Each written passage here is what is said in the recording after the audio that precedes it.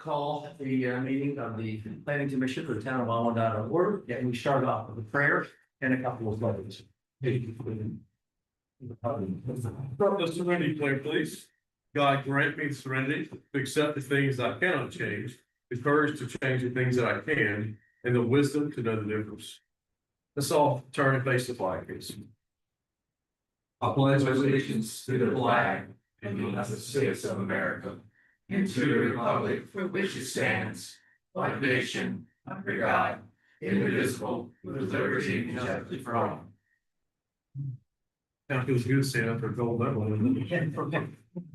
And a civility pledge. I pledge to build a stronger and more prosperous community by advocating for civil engagement, respecting others and their viewpoints, and finding solutions for the betterment of my town.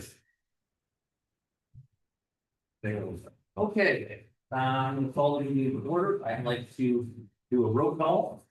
We have, my name is J.D. Osgothorpe, or Dave Osgothorpe, I'm the commissioner.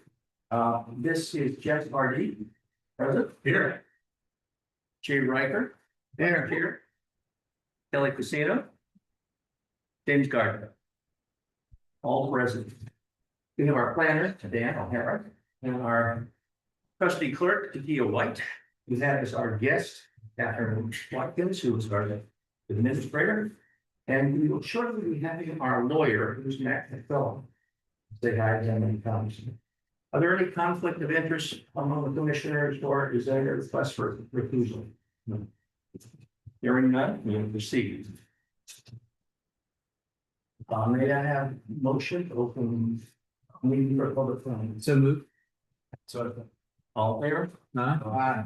Basically, how we do this is we've got 25 minutes, up to 25 minutes carved out. Any member of the audience, either remotely or here, can speak for 2 minutes. Every time by Dan.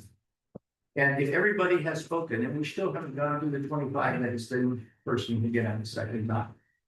The commission will not answer any questions. This is not a give and take. This is not an open public forum. We will just listen to you. All right, thank you. Dan? You got it. You're present and would like to submit public comments at this time of consideration. Okay, go on.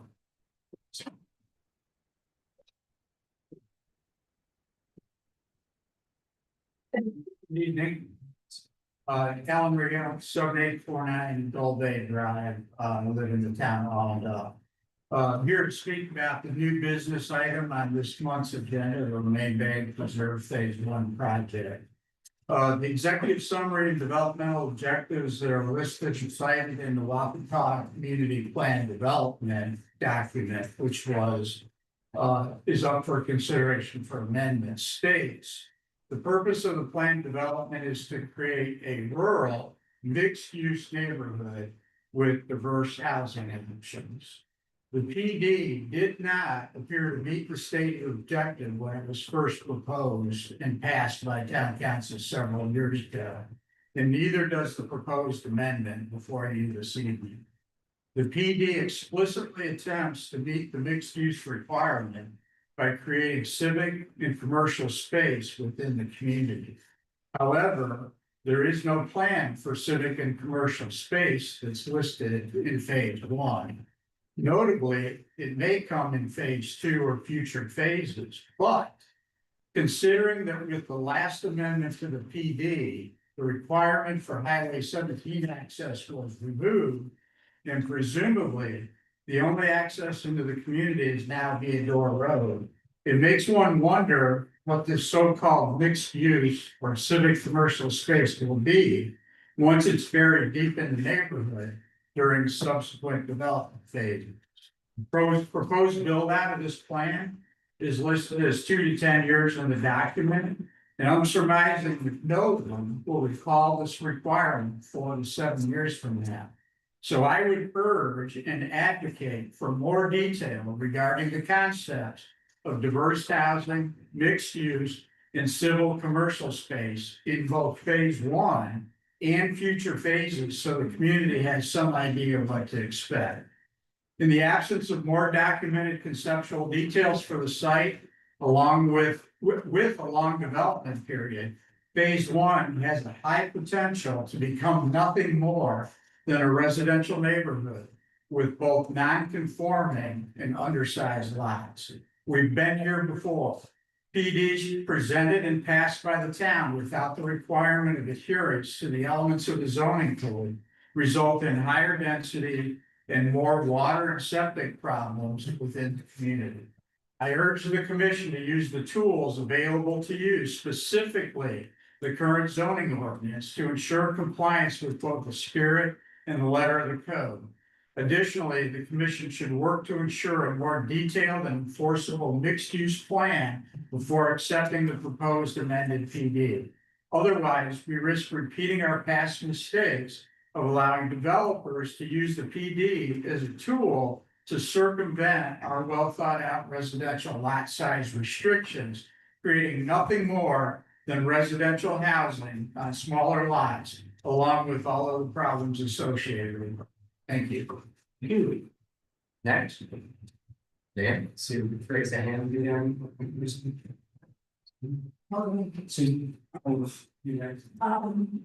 What he said, I just think that, If you would, please state your name and address for the record. Susan Cox, 6209 Letter Lane, Polygon. The original PD on this required access to Highway 17.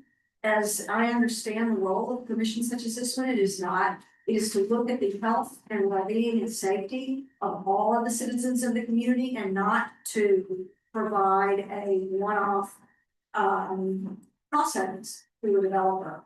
There will be, on average, for the Institute of Transportation Engineers, 9 trips per day from these houses, which would be 765 additional trips per day, and for phase one, a total of 1,530 if this goes through.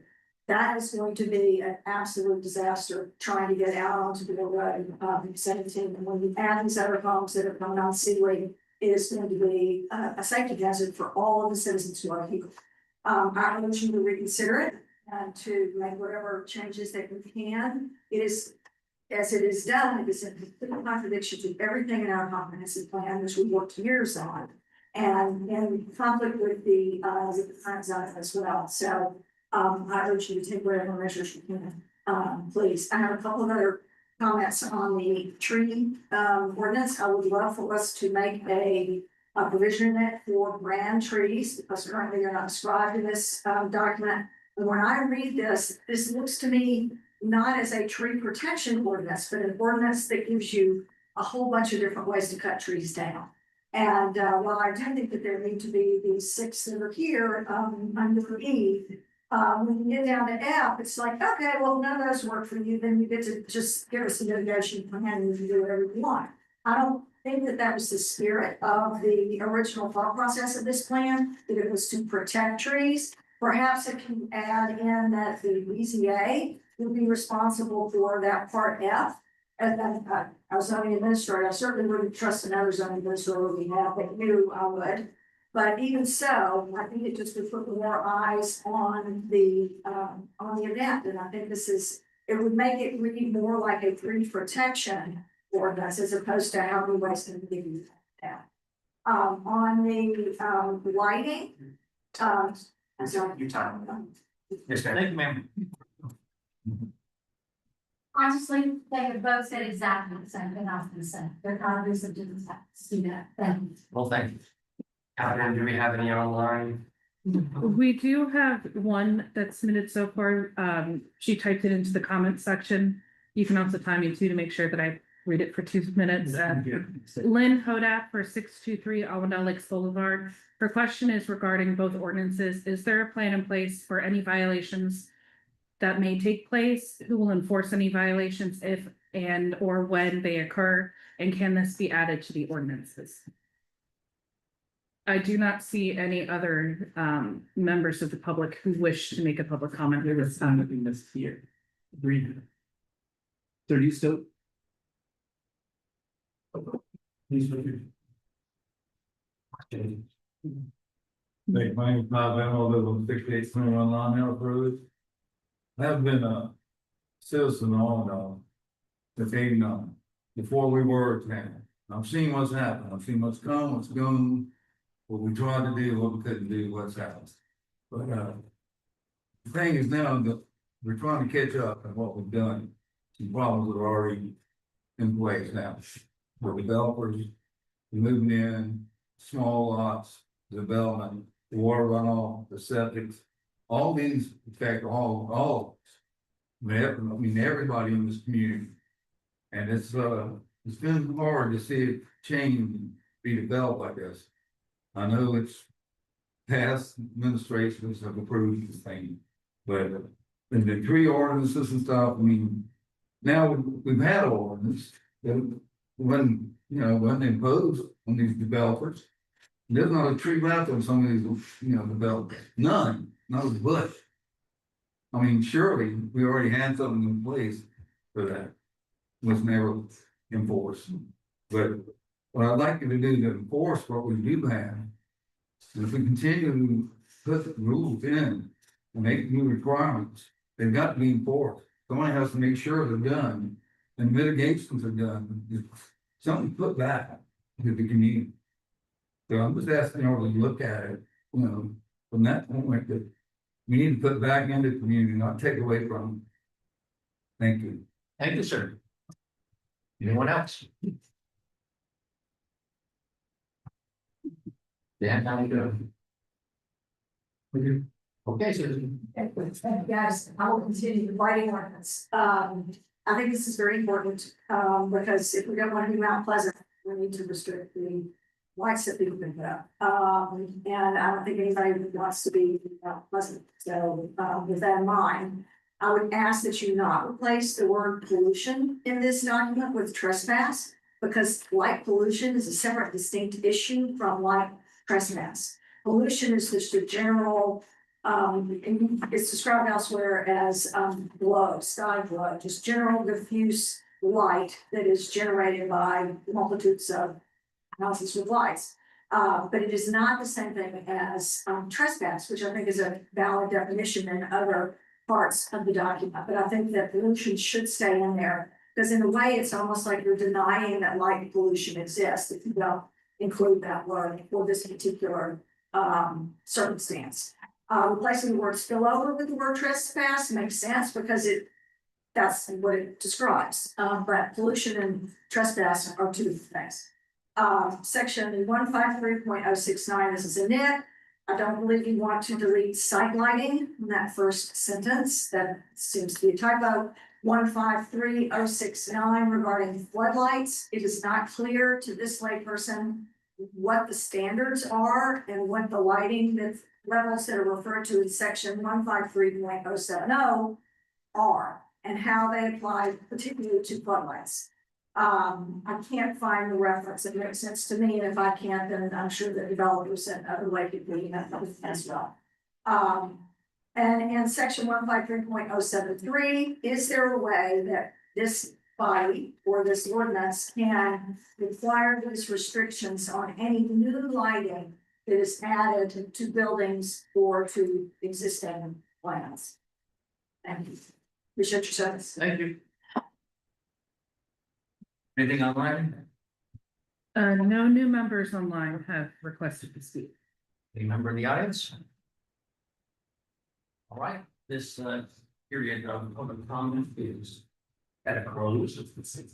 We're moving on to old business, and this will be the discussions involved committees and for those all to help us out. I'd like to note two things from the last meeting, which is indeed old business.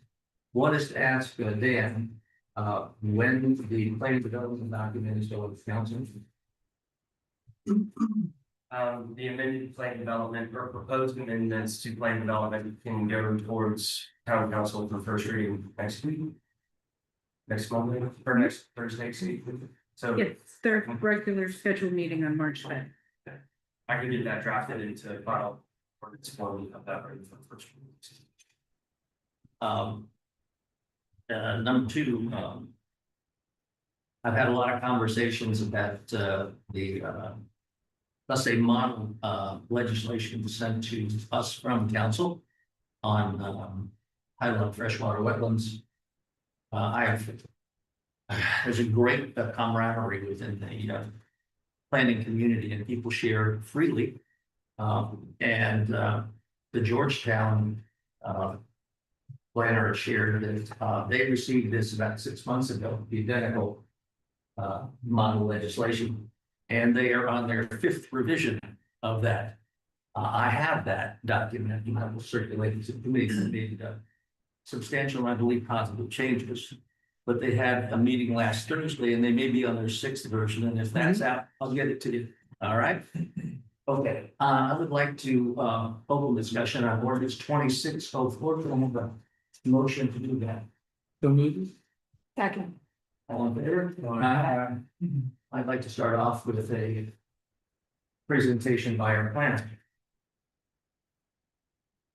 So if you recall, at the January 20th planning commission meeting, we discussed the proposed amendments to this tree preservation ordinance as proposed in staff report. The key issue or key difference was the planning commission requested to have a professional comment on this staff report, or excuse me, the revisions to the ordinance. You'll note at the top of your agenda packets, and this will be posted online later, was it staff report with an addendum. That addendum included comments from a local tree removal company, and also Danny Cruz, who's provided comment directly to staff previously. Once you get to that addendum, if you have it available or not, I have additional copies here. I'll go ahead and start from there. So you'll see at the top, it says ordinance 2026-4 staff report addendum. So as I mentioned, staff discussed and facilitated comments from a tree professional and design professional. The tree professional provided these front comments and he's also present tonight. Section 153, 195, those comments were provided by him. So they're for your review and consideration. And then additionally, on the other side, myself and Danny kind of went through what the implementation of a grand tree classification scale and significant tree protection classification scale would look like as this language is proposed. There's some varying different languages that have been proposed to you in those, both of for your consideration when we'll be released for this. Thank you. I also noted as I was going through ordinance to various places, this what you're calling grand tree. It's been called heritage trees. The town of St. Matthews calls them Matthews trees, which is a unique approach. Maybe we can call them Almond trees. Let's do. But anyway, I think it's a fine addition to this. We will be taking it up. Okay, I'll start out with my comments. One, I'm all in favor of grand trees, Matthews trees, heritage trees, which whatever you want to call them. On 153.195, the A through F are an exciting conversation last time and well this time. My question on E is trees within the footprint of a proposed residential structure or stepping field as shown on the site plan. So that's the reason to cut down a tree. I would like to propose some language that would say there's no other reasonable location for the residential structure or septic field on that property. I don't want people to be able to put one over the top of a beautiful oak tree because that's where they want to put a house and there's space beside it or a septic field they can move. Number 2F, removal of trees. I heard this suggestion about the BZA being able to review that for the first time tonight. That seems reasonable to me. You got the chair of the BZA over there and he's shaking his head, but it's not back and forth, it's up and down. So I assume that that's positive. I've seen quite a number of ordinances that on this penalty for mitigation require the individual, the offender who is going to be fined to post a bond. And if that bond sit there until the actual money is paid to the city. Apparently, some cities have not been paid. And on F number A, double I, if trees are cleared cut for farming or timbering, the land may not be used for development for 8 years following the rule of trees. That's the highest root rights right here. Here. On what place? Well, yeah, to there. Whoa. The bottom of that page should have left the water. Oh, on this as proposed version, not within the addendum, so that. Here, I haven't found any of the things we've talked about so far. Are we in your new that you just delivered to us in this? JD is providing responses to as proposed Yeah, version, not the addendum. Where is that? Yeah, so as proposed version is on the front page of the staff report. Yeah. Page 2 is the continuation, page 3 is the as proposed release. And that's what we received. Here you go. Let's see an F of eyes and I don't even. It's after the addendum at the top. It's on page 252. Yeah. The addendum is not. You were saying like F double I? It's page 2 of what she emailed us, if you check that. Anyway, 8 years, when we get there, it's on, it's 252. 8 years is the longest I've seen anywhere. The closest to it is St. Matthews on 7. Most are somewhere between 3 and 5 years. Take 8 years of limited. I would favor a lower number, or something along the lines of 3 to 4 years. That's a long time and a heck of a penalty for clear cutting. If they want to sit on that money that they can't use for 3 to 4 years, I think that's enough of a dissuader. And I have no other comments. Yeah. I'd like to go down the line and come back and make that one. Okay. I pass, I'll come back. How about we start on my side, work back? That's you. There we go. I have a few. I'm looking at the one that was emailed to us, which is probably the same as what's printed in this book, as far as I know. Yes. Okay. My first comment is on 153.196, page 3 of 52, item A. I would like to see that for office, commercial, industrial sites unstruck through, because I think that this is overly burdensome on individual homeowners. I would like to see added in there. Office, commercial, I think we leave the word industrial off because none of us want anything industrial happening up here, and I think it's pretty much outside of our zoning anyway. But, or in developments larger than 10 parcels, if that's legal.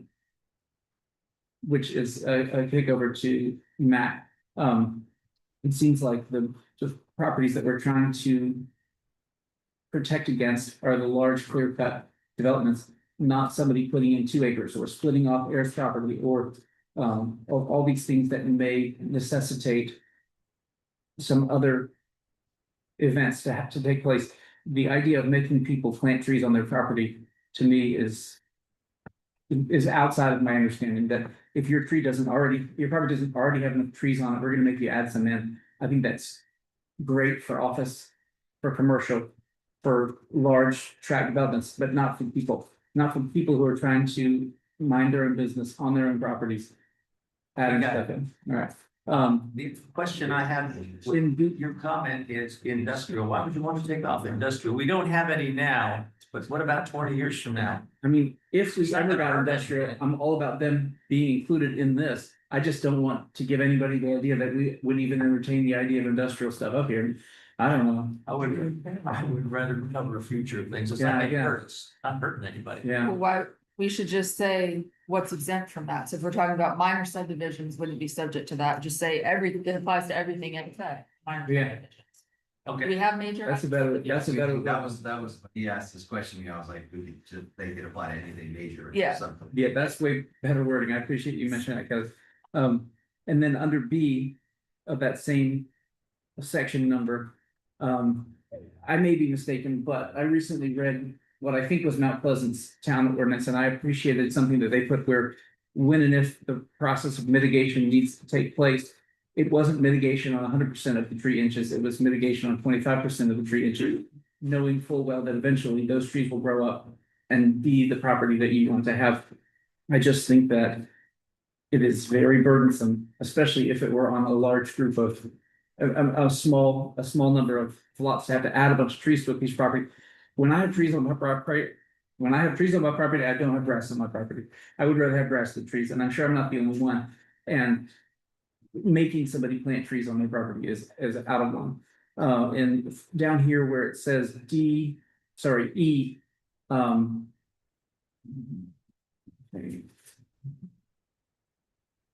I think I was referring to D that we should add for commercial office or major subdivisions, so we don't include any of these D or E in the minor subdivisions.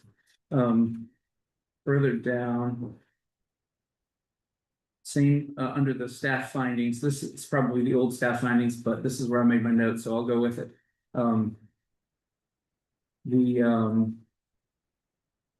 The section where the tree fund and the changing of the 20 trees per acre to 160 caliber inches, I think we also need to add in for commercial, for like Kelly said, for all uses other than minor subdivisions. And one note I found it here under Cruz's statements, Mr. Cruz was number 2, create a mandatory tree protection zone. In my opinion, the half a feet or 6 inches per diameter of diameter per inch instead of radius per inch, because I think that's overburdensome for people, especially if we don't put in or for minor subdivisions, or try to include existing homeowners in this, because I've been trying to do projects in the past where we wanted to add something or something to that effect, and the 6 inches per inch of radius of the tree was very overreaching, in my opinion, as the canopy of the tree wasn't anywhere close to that 6 inches per inch of radius. Whereas if it was 6 inches per inch or 6 inches diameter circle, it was much more in keeping with the circle of the canopy, which is the intent of a tree protection policy. Whereas if it was one foot for every inch of diameter, it was a lot more in line with the size of the canopy. I guess I'm probably not saying these exactly as clearly as I could, but why are you preferring diameter over radius? Because diameter is pi r squared, and r is radius, so diameter is large. Well, if you read this, for grand trees equal to half a foot, 6 inches is what we're talking about, of radius per inch of diameter breast height. Just explain that, if you will, Dan, exactly what that means, and if you wouldn't mind. You see that number 2? You're referring to the public comments that were submitted by Danny Cruz. Right, and so that refers to like a tree protection area around a grand tree. So if on a survey we would state that, there's a as proposed in his version, it would be a 24-inch hardwood or greater would have a tree protection zone that would extend out from the tree itself based on 2 different metrics or one metric of measurement, I believe is what you refer to as half foot or 6 inches of inch per radius inch of DBH. So you just have to work out the calculation on the DBH and then break back down the radius. And then from there, whatever that number is, it would be half a foot per inch shot out from the tree. Correct. So that's the radius of the tree protection circle is what's being described here. Correct. In my opinion, that should be the diameter of the tree protection circle. And I bring it up because in a project recently in Mount Pleasant, they just changed this from half a foot per inch would be the diameter of the circle around the tree, to half a foot per inch would be the radius around the tree, which doubles the size of the tree protection zone where you can't build in. And it's way outside of the tree canopy, very much so outside the tree canopy. We measured it in the backyard where I was working. And it was double the tree canopy, and the diameter was a lot more in keeping with the intent of this, I think, which is to protect the canopy of the tree, which is in theory where the roots are growing of the tree. And that's the point of the protection. Yeah, I would say the roots often go past the canopy. So Possibly. you're protecting it's really more of a root protection set. In the instance that I'm describing, it was completely overburdensome on the property, and that's why I bring it up, because I think that it's overreaching. So based Using the word based on what overreaching, I you're think. saying, you wanna cut the tree protection zone in half. I want to put it where it's, yes, half of what we're proposing, because I think that is a more reasonable protection zone of where you can and cannot use your property to build an addition or some other use. I do think it's common to use radius versus diameter, but we would just, if. Maybe 3 inches per Right, radius, change that's fine, yeah, From 6 to 3. yeah. But I will say that 1 foot per inch of DBH is pretty common in municipalities in this area. And we're only calling for a half. Correct. Well, 1 foot per inch of radius or of diameter. Yeah, great. That's why Mount Pleasant changed theirs, is because theirs is significantly lower than everybody else's. When I built my house in the city of Charleston, I have a couple of big grand oaks on the property. They had to put up chain link fence all around for that reason, so that we wouldn't destroy the root system of those trees as they were driving in and clearing the rest from the lot and stuff like that. And thankfully they all. But that's what it was, is it was a big area around the tree where they weren't allowed to touch anything in that area or drive heavy equipment, et cetera, over it Mhm. to protect the roots. I think that was. I don't know what city of Charleston's ordinance is on that. I don't know if it's a foot or 6 inches, but what, it was a big area. Okay, Kelly? Let's see. I agree with your comment at the beginning about. With respect to houses or trees in the footprint of the house or septic field, that they're. I wonder if D above it, that trees prevent all reasonable site configurations addresses your concern. But if we feel that it doesn't, I agree, it should be added to at the beginning where, the conditions that the zoning administrator. Yeah, so it lists the conditions where the zoning administrator could allow tree removal. You're looking at. Page 2 of 52, right? Yes. Yeah, where are you here? That's 2. Well, It's right here, D and E. Okay. See that? Okay, yeah, right there. Okay. How do you want to handle it, Dan? So, How do you like to handle the wording? well, I was just gonna say that the existing language was already approved in the version by town council last year, so if the planning commission views that there should be. Alteration to that, staff are amenable to that. would you recommend that we just knock out E and just stick with D? Or would you think we should qualify E, because you're the one who's gonna be able to basically look. Sure. So if we were to pull out E, then it would default to the mitigation requirements as the proposed version was presented to you.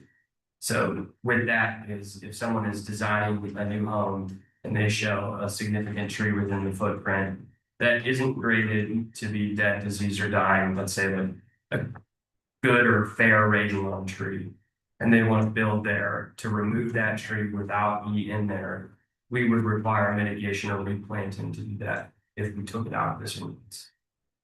As proposed. So it means slightly easier to take down tree. With financial benefits. To the problem, yeah, I'd rather them not take down trees at all. So. Dave, if I remember right, you had mentioned that maybe unless there was another spot, right? Yeah. Yeah, I like that we add Any that in. configuration, I mean, if there's no other configuration, the planner says there's no other configuration, then okay. But if they can move that residence or septic field without taking down a tree, I'd rather have a tree. Yeah, I like the idea of adding what you said as opposed to taking this off of here. Because I think that makes sense the way that he said it. How could we word that to hold up legally? you know, if there were no other locations that this house or septic could sit on there. Well, F We covers already that, kind of I'd say, have so some. F covers removal of trees, the only reasonable means by which building, zoning, subdivision, health, public safety, or other town requirements can be met. You could just revise that one to exclude subdivision, health, public safety. Because the safety and health are already covered by dead, disease, or dying, safety hazard. And then just tag that into E. Is that? That would Would be you read fine. the proposed E? Remember, we want the BZA involved with making that last decision. So what is, how are we interpreting D? D, it says tree prevent all visible site configuration. Isn't E and F site configurations? Yeah. I agree. It seems E and F seem redundant to do. You're the one who will be interpreting it. But I do like more, trees and septic, I do like that. But I agree with one of the public comments about F, is this, it does seem like here's okay, whatever you want to do, it doesn't do. No. All right, so as it is, we're gonna reword, trees within the footprint or septic field is shown on the site plan if no other building or septic configuration is feasible. Yeah, I guess if the zoning regulations do not otherwise allow the placement as proposed.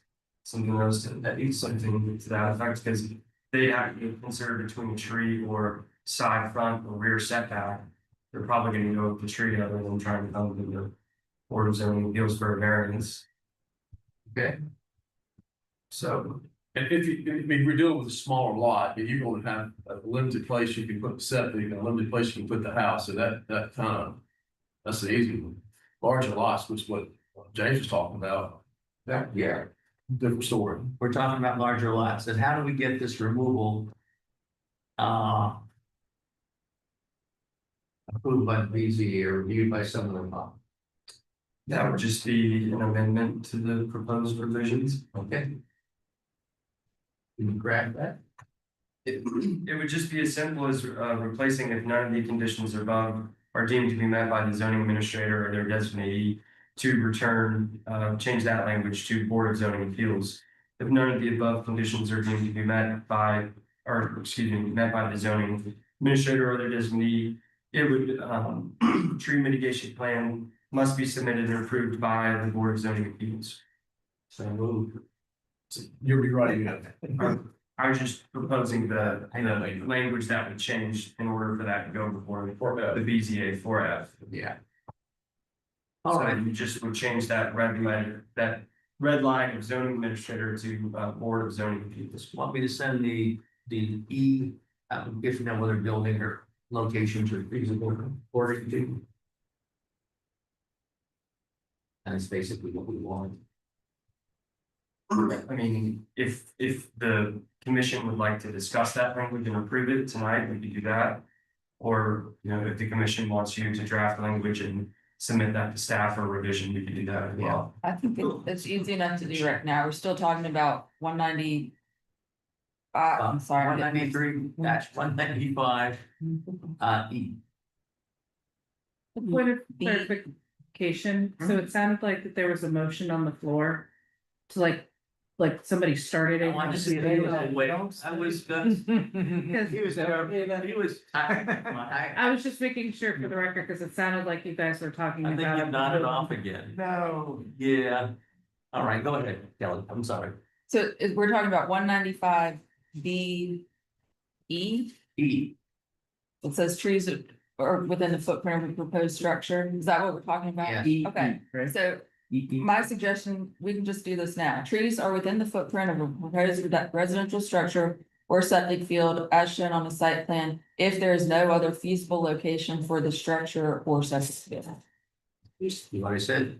I know, but Nothing there's no that's it. reason for. That's it. And that Okay, take removes care of it now. F goes away.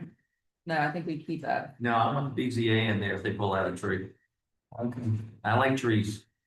Then I what are we would doing say with that that? it's cleaner for the record for all of the proposed amendments to list them as a motion and a second as we move forward from this. Okay. Oh, that's a good idea. I second Kelly's Oh, was that a motion? No, I move we accept Kelly's wording of essentially. that one. Second, all in favor? Enough. Now you have it? I have it, You're so good, trees okay. within the footprint of a proposed residential structure or septic field as shown on site plan if there is no other feasible location. Now, F, you propose language putting BZ in here, it sounded good to me. You're referring to, just for clarity, section 153195 F, Yes, big F. big F. Big guy. No, And that revision would need to be, none of the above conditions are deemed to be met by the zoning administrator or their designee. A tree mitigation plan must be submitted and approved by the Board of Zoning Appeals or their or without the order designated by the Board of Zoning Appeals. so move. Let's keep going, the rest of F before we finish with F. Because here's my point where I was saying the other towns have a percentage of the inches that are being lost, not a 1-for-1 for the inches that are being lost to pay off, because the trees are gonna grow up and become what they were, the new trees. If I remember right, Mount Pleasant has 25%, this many dollars per inch of 25% of the tree that's being removed, knowing full well that the tree's going to soon become what it was. And I think that amount of money per inch is overburdensome. It depends, for Mount Pleasant, it depends on the species and the quality of the tree, but Dan's addendum has a copy of that table in it. So they've got 4 different classes of trees and Where then are we? We're looking. This is at the That's the table new- down here, The new one or the old one? the third page of what is print out. in Dan's addendum. You right here, Go Dave? back, no, go back. This is box. This is, That's this one, that one. that's that. Okay. And for the public, the addendum will be updated on the website as well for everybody to use. Yeah, so that table at the bottom is from Mount Pleasant Code. They rate the species of trees and the percentage replacement depends on the condition of the tree as well as whether it's residential or commercial subdivision. It says, Which is, However, what if there's a tree that's not one of these on this list? Like, I don't see cedar tree on there, maybe I'm missing it, I mean, I'm just trying to think of ones that might. And the other thing too is, since we're on the addendum, Danny also provided a list of trees. On the last page of the addendum. You know, it could be as simple as, you know, limiting some of those to confirm whether they're native to South Carolina or not. Maybe come in with the trees in this, Correct, yeah, that's straight from Mount Pleasant's code of ordinance. okay, So, yeah, I mean, we could always add or change that, or, you know, stipulate they have to be native trees, South Carolina. Then that would be to your consideration. well, that does sound a good idea as far as native trees. I see red cedar on, eastern red cedar on here, but whatever, that, oh, I didn't see it, I'm sorry, where was it? under the class one. Oh, there it is, okay, It doesn't matter, this is probably not it. yeah, I'm sure there's other things that aren't listed, but Native trees makes it a lot. It also says, but not limited to. Well, The species included, but not I limited. see it, right? That's correct. It's just about the place, yeah. No worry. Jared, what do you think of the Mount Pleasant? I like that. What did you? Yeah. Kelly? Don't tell me you wrote it. I did not. Okay, and what do you think of it? Oh, it's good, it's a little, I mean, it's complicated, but I think it's a good Okay. thing because of. As long as he knows how to apply it, it's okay. In order to get this grading, we did, an arborist has to be consulted. That's correct. So that is a consideration for the board, especially when, you know, someone is considering on their property whether to remove or to not remove a tree. There's discussions on both sides of it, you know, if they can't get an arborist, they are still able to come to the board of zoning appeals to get that approval to show hardship. So that is something that they could do for an appeal of administrative decision. If we were to deny or, decline at our level, or they need a variance or relief to the zoning code, that is something they can do, but that also is a fee. So I think, the consideration of having an arborist is something that the town should consider taking on and associating the fee cost with refund back to the town to be able to administer that for those who need it or those that may not, to do a fair assessment. In the absence of that program right now, is it possible to have the fees paid to the arborist for his services taken off of the amount that we're making them pay into the tree bank as an in-kind chain? I mean, if we would require the mitigation. And they can't afford the trees to be mitigated, then we could, but then. They would be getting the approval from the arborist, removing the tree, and then no fees rendered or trees added, depending on the scenario, but again, we could waive them. I think, there are considerable costs with tree removal.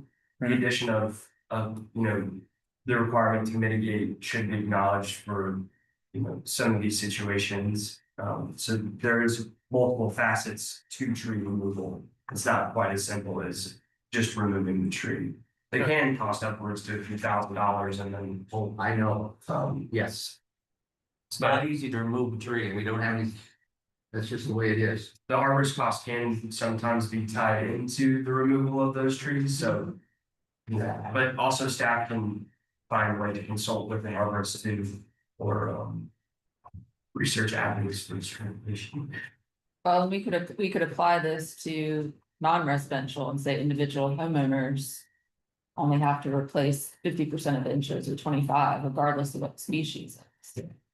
Yeah, that would be easier, again, it seems that what we're doing is to prevent clear cutting by developers, so we could easily have that existing residential go down to 25 across the board. And that would help keep the burden down for some, especially for some of the, people who are trying to make lots for their kids or some of the heirs properties that we really don't want to be burdensome on. Or even not even do inches, but just trees. If you take down one tree, you have to replant one tree that's 2.5 inches diameter or something. How do that reasonable? And much less burdensome on those who've been here for a long time. Yeah, but I don't want homeowners to be able to clear cut either, Sure. so we have to have some sort of mitigation or fee or something. We have, if it's more than 5 trees per lot, this kicks in. Well, as proposed and with the revision of the Board of Zoning Appeals reviewing it, no trees could be removed until a mitigation plan approved by the Board of Zoning Appeals. So they would consider that before any removal takes place. So in theory, if they can't meet the requirements that the zoning administrator would enforce on their tree removal, they go to the Board of Zoning Appeals. The Board of Zoning Appeals would review their request and mitigation plan to confirm whether they can meet those requirements. Is that I think that covers the clear cutting aspect. Yeah, I would like to see protections that put in for the individual homeowners. Could we say something to the effect of this chart takes place if an individual homeowner wants to take down more than 5 trees over the course of 2 years or something like that?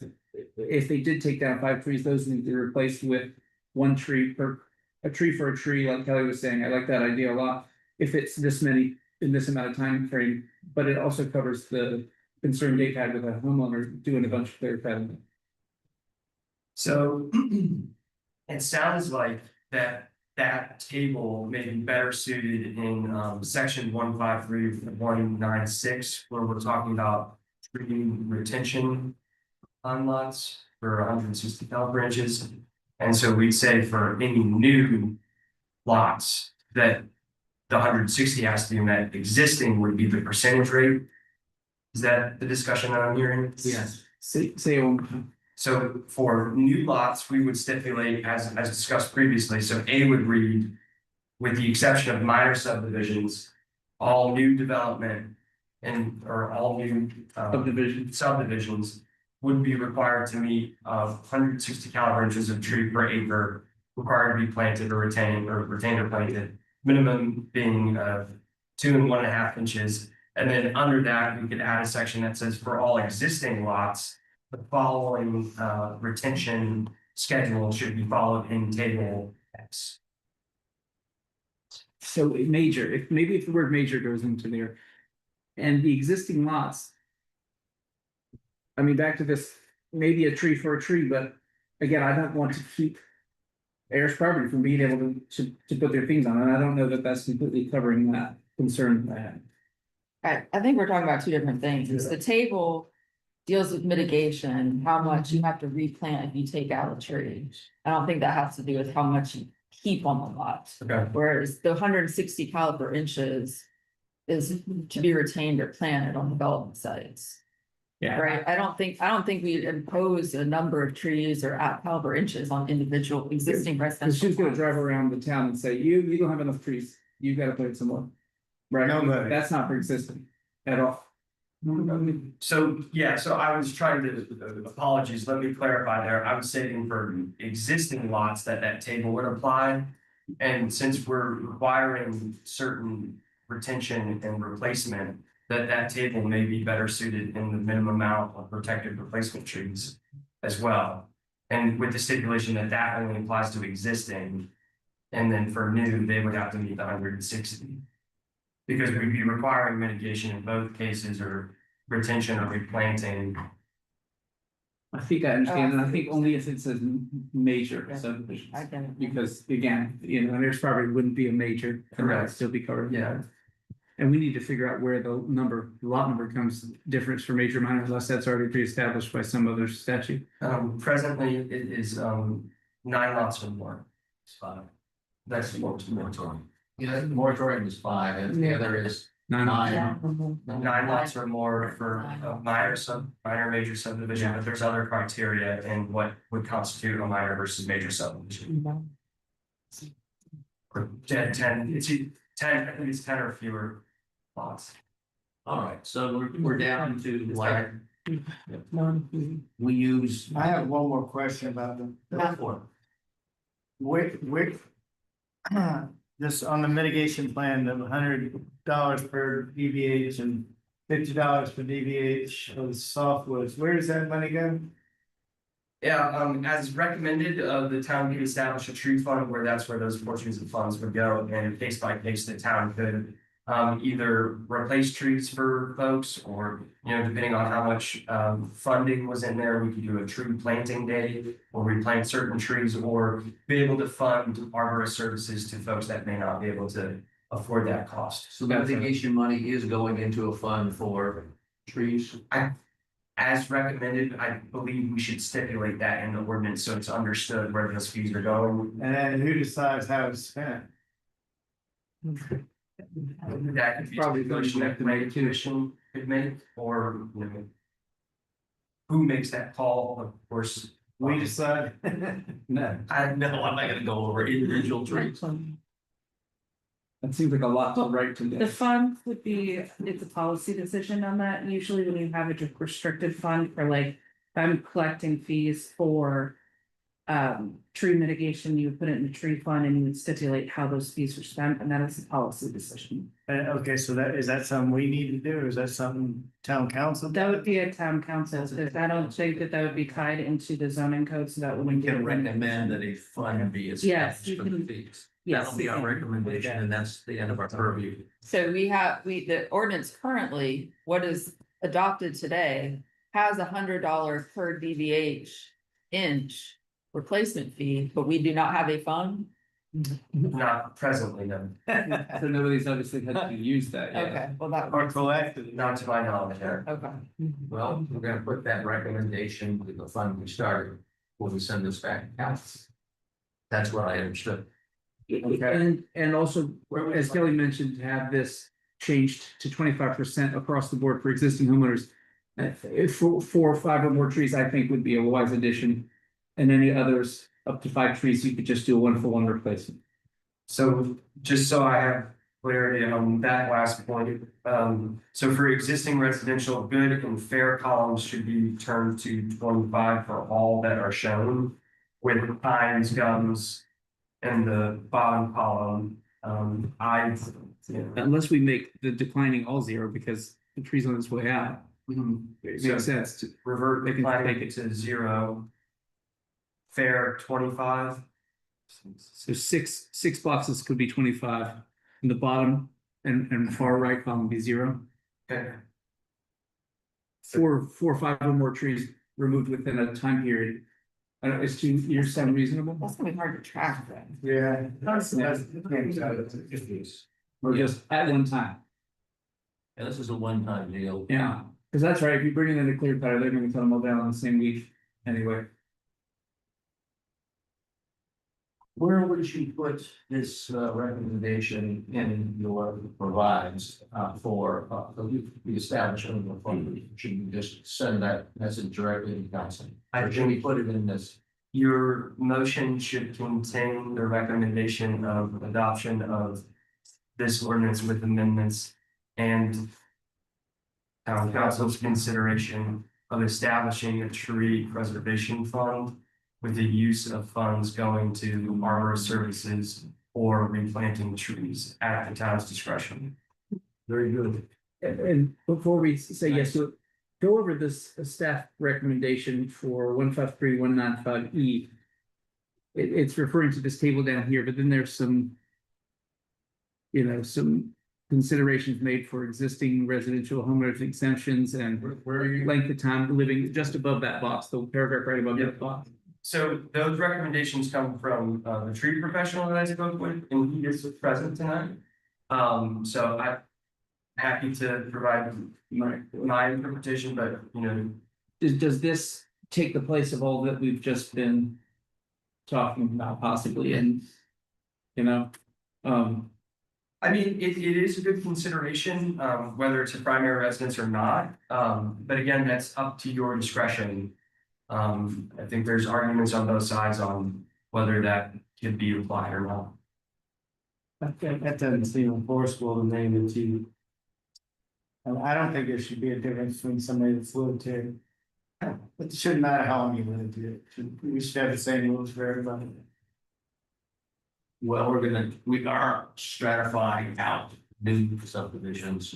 Oh, yeah, well, that's. From. No, I'm not arguing that, I'm just saying, this.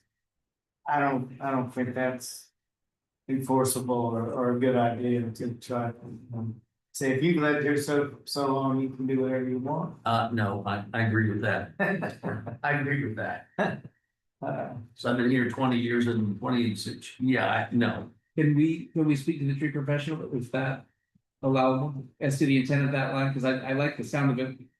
In some instances, is that, is this break the public comment rules or? No, Would you like to hear from the speaker? I didn't leave with. Okay. you're not to hear from professionals. Thank you for your explanation. No problem. Identify yourself. I'm Roland Weber, owner of Charleston Summers, local tree company.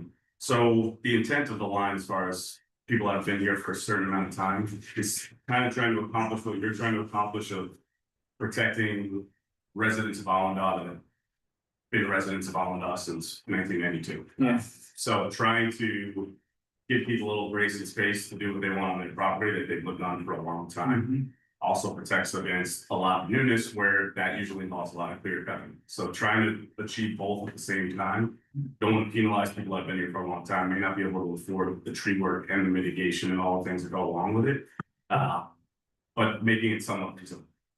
And it helps us with our intent to limit the clear cutting of these large giant developments. It also very much encompasses the heirs property concerns, which are important in my mind to make sure that we're being accommodated for. And I think it kind of plays into that 1-for-1 replacement because especially we didn't put a size limitation on it or a smaller size limitation. I mean, you go to Lowe's and buy a tree for a reasonable amount of money, you plant it yourself. And we are not overburdening those who don't need to be overburdened, but still giving an avenue to keep people from just chopping everything down in their whole place. Yeah. Okay, So I think that was kind of our first thing that we talked about is kind of along that vein. Yep. If we didn't put a size limitation on the tree size. Roland Weber. Can you think of anything else that would be helpful? What it says, when you say in here, making residential homeowners exempt from new ordinances, which ordinances, all ordinances? So there are some municipalities that certain projects are grandfathered in. So kind of along the same vein of primary residential homeowners that have lived here for a long time, being able to do what they want within reason. And that's why the town arborist becomes something that is important to be able to kind of sense check what people are trying to do. Not in a penal way, just more of understanding the scope of the project. So that's kind of what I'm speaking to there of, you know, you need a little bit of checks and balances, even for grandfathered residents. I agree with that. I mean, I think if you got a beautiful branch tree on property, and someone that appreciates maybe as much as the town does, we need to have someone look at that tree if you have an existing lot. To value. Well, does this mean that somebody that's been here since 1992 can go cut down a grand tree? I think that would prevent that. Yeah, that it stops that, so that somebody would go out there and take a look at that tree, grade that tree, and then it becomes a discussion that can be brought forward. Okay, I'm apparently not understanding this. Yeah, the wording of that would be tricky, I think, but. I think we're up for it.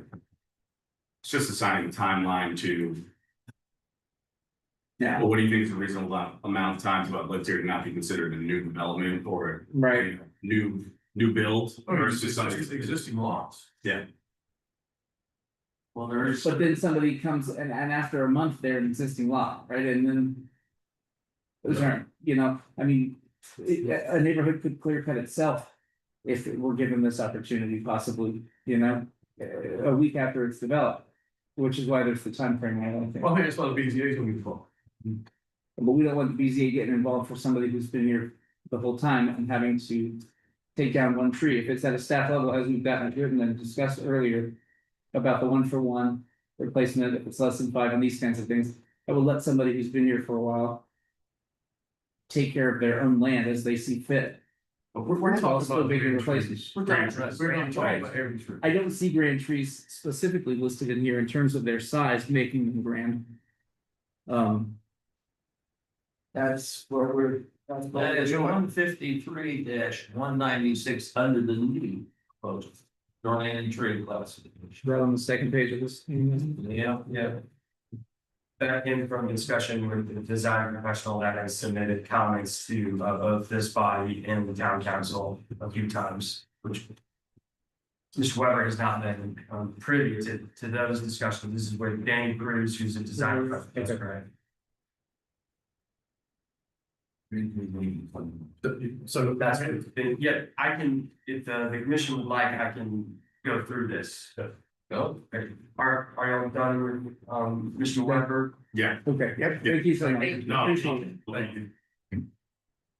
So under this revised version, which we can make available to the public after this meeting. Section 153 would change to significant tree protection. And under significant tree protection, it would be no hardwoods excluding gums and water oaks 12-inch DBH or greater. Shall be damaged, destroyed, or removed, except in accordance with this section. All development applications shall include a tree survey prepared by qualified professional depicting all significant trees, with the exception to trees grown for farming activity. And then B would cover for removal and encroachment of non-grand trees. Conditions of this section present a hardship. A person must submit zoning permit application to the zoning administrator, and it's the same A through F items as proposed in this current version. Yep.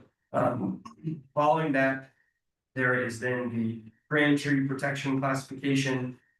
This would provide a broader scope of protection for larger trees. So it's any trees over 24-inch diameter breast height. This includes softwoods and hardwoods.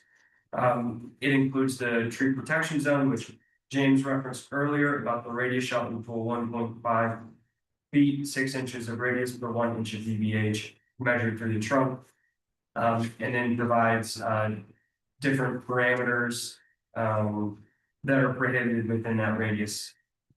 And following that, it then provides the parameters for which a grand tree can be removed or encroachment review process by the Board of Zoning Appeals.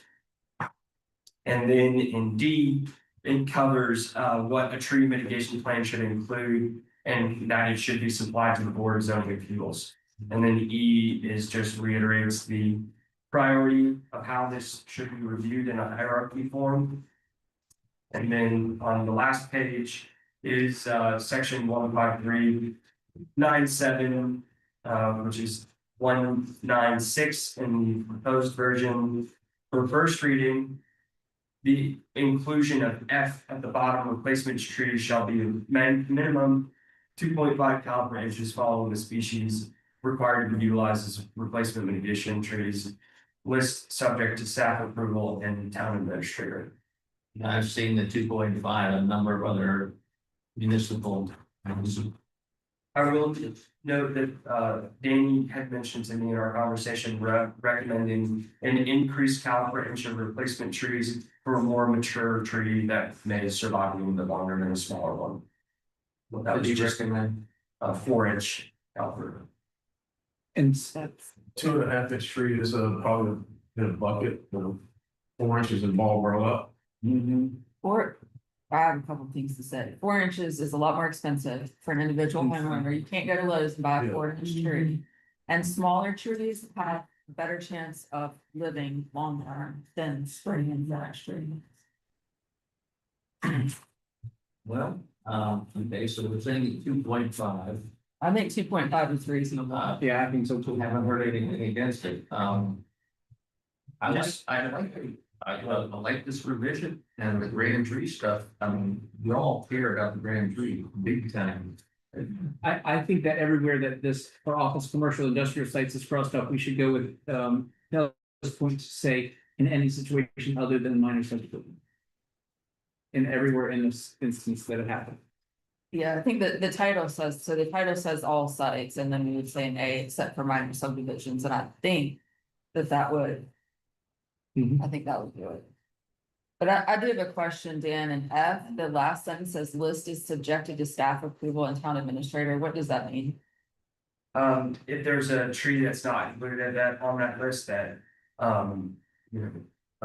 developers wanting to have placed on their property, we could approve it or add it. Okay, I think we need to rephrase that to say what you just said, that. Additional trees, additional species may be approved by the town staff. Okay. And then nowhere in this do I see that chart that this drawing down here. So. The chart came from recommendations from our tree professional, Mr. Weber, so that chart, if I remember correctly to the prior conversation.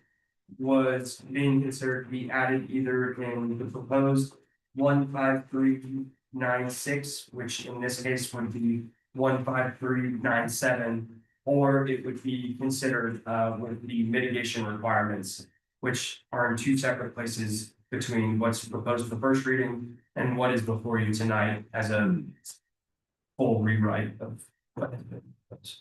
So what can mitigation be said? It can, it's just location would switch, so the location in the rewrite of grand tree inclusion would be moved to D. 153-196 D, so mitigation would be required for only grand trees. All other significant trees are moved at staff level. So we would not require mitigation. We'd only require mitigation for grand trees. Is that what you're saying? That was my interpretation as this has been revised in my discussion with Danny, is that the mitigation falls under grand tree protection. I got you. But as by saying grand trees, are we saying anything over 12 inches hardwood? 24. Grand trees would be any tree over 24 There's inches. so many different pieces of paper here. I'm getting absolutely. You're lost. right on it. But there's not a 1.196 on this at all. Yeah. There's- that one. Now here it is. Here's the week. No, you can cut down a 20-inch. Live oak without mitigation. Yeah, I got a problem with we need that table for mitigation.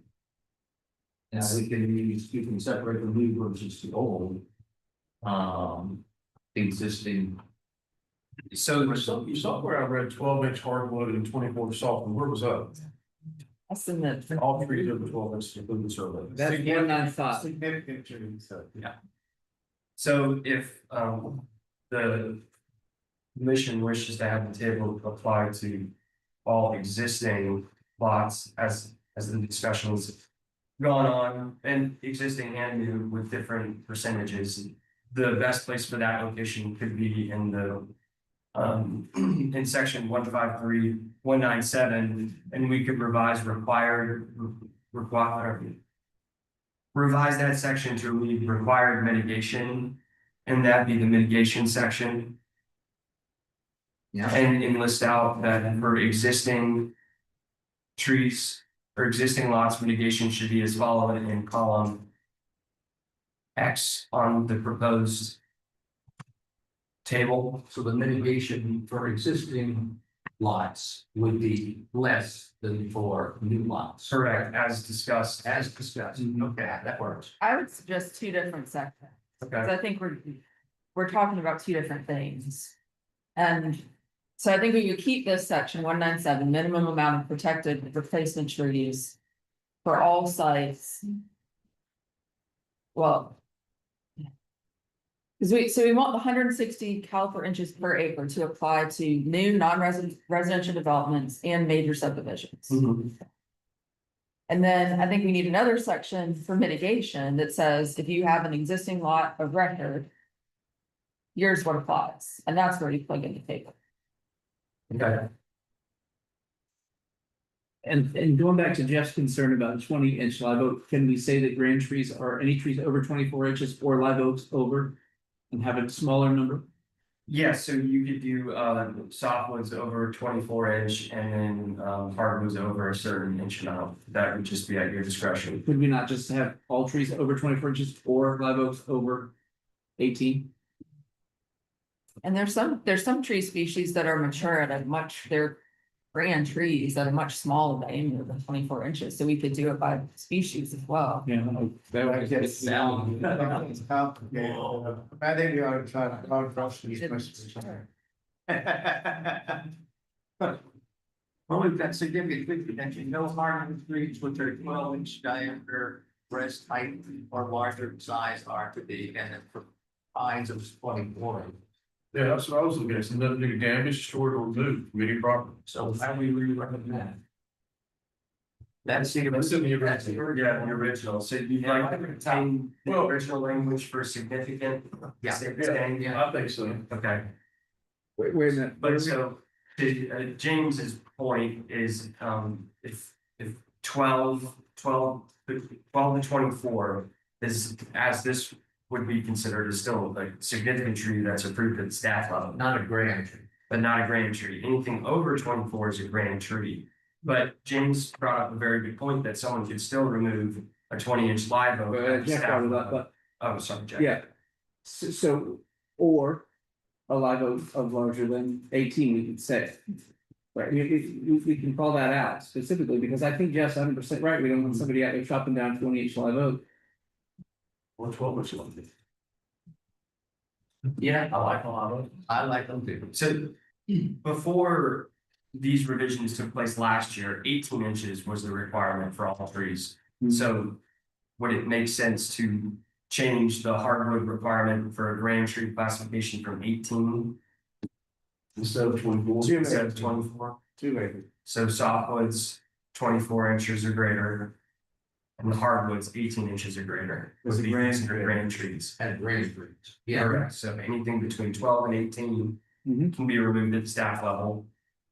And then But you're not gonna do it, I mean. if they meet the requirements. want to swear on a Bible. I'm okay with you making that judgment, but we get above 18 and it's that you. So between, what happens between 12 and 18, it's gotta go through the process. Process, yes. Right, if it's under 18, they do it staff level, if it's over 18, then it goes to the board of zoning. chair the zoning appeal may shoot me before this meeting is over, but this is what we're doing. You come in, please. One of the issues is just is enforcement on this. Right. Cause you could have somebody cut down a 48-inch mature, beautiful live oak, and that developer's paying $9,600.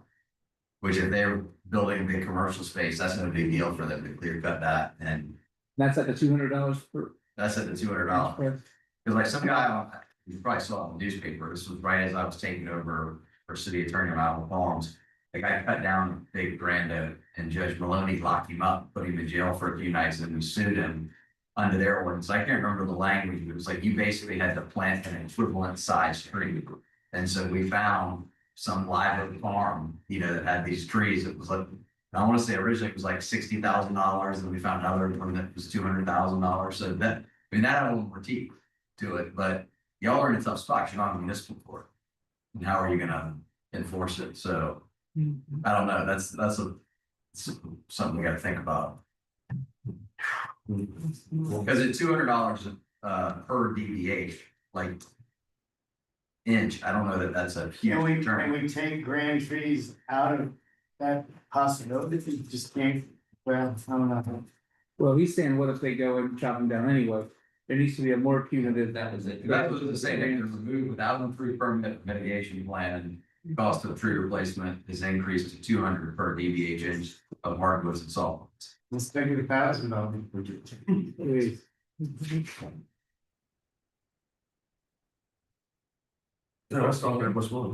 That's not bad language. Could you do a daily fine? Are you talking about if somebody took down a tree illegally, Yes. right? That's what we're talking about. Can we do a daily fine and not tie it to the size of the tree? Question is when, trying to figure out when they removed it. Yeah, that's true. Yeah, that would be hard to enforce too. Yeah. Okay, scratch that. Could it be up to and including? Not any number specific, but so then it's at the discretion. So if somebody's super egregious, it could be extreme. Or if it's just somebody that didn't realize that they're not supposed to cut a tree down. It might be hard to differentiate it. But I mean, obviously in your case, Mac, that everybody knew that guy did that on purpose because he knew there was just gonna be a slap on the wrist or thought there was. But there was a jury trial on the contractor that he retained, I think produced the text messages with the guy in lieu of prosecution. They were not good text messages. Right. He knew what he was doing was wrong, and the jury didn't like that. I think anybody nowadays who's gonna cut down a big tree would get a problem. Yeah. And correct me if I'm wrong, but if the town were to assert a fee on an individual, could they appeal that fee to the Board of Zoning Appeals? For alleviation? If that's what the ordinance said. I'll have to give it some thought, because you don't wanna. We don't want the fee to be deemed unreasonable, but like, are there other sort of enforcement mechanisms, particularly for a developer, like, do you lose your vesting or something like that? Like, there may be other teeth that we can try to make it to where. Yeah. However, if it. Maybe that's what the recommended council is, consider stronger enforcement penalties or something like that. We can Right. look into that. But if we do the other than minor subdivisions thing, that's kind of just putting it on those big developers and not. Unreasonable for John Q homeowner that lives here. The John Q homeowner cut down the 48-inch. I thought you said it was a developer that did that. No, Oh, this was a guy that was gonna tear down the house that's on the existing lot of Iowa Palms, make a new house. sorry, I The individual people who've been living here 50 years, I settled here, to cut down a tree like that. Heck of it. All right, so where are? I have a question. Good. On the new version, in the Yes. addendum, section 153, 196. C, branch tree removal and encroachment review process. It says that the BZA has to review encroachment, 33% or greater encroachment into a tree protection zone. But you can't encroach into a tree protection zone. So what happens if you have an encroachment between 1 and 32.9%? I think it would be I, administrative approval by town staff shall only be granted for a tree encroachment of 33 or I less. was just that. Okay, Unless a tree Sorry. preservation plan produced by, must provide a tree preservation plan provided by a certified. One of those. That sounds like the answer. Are you okay?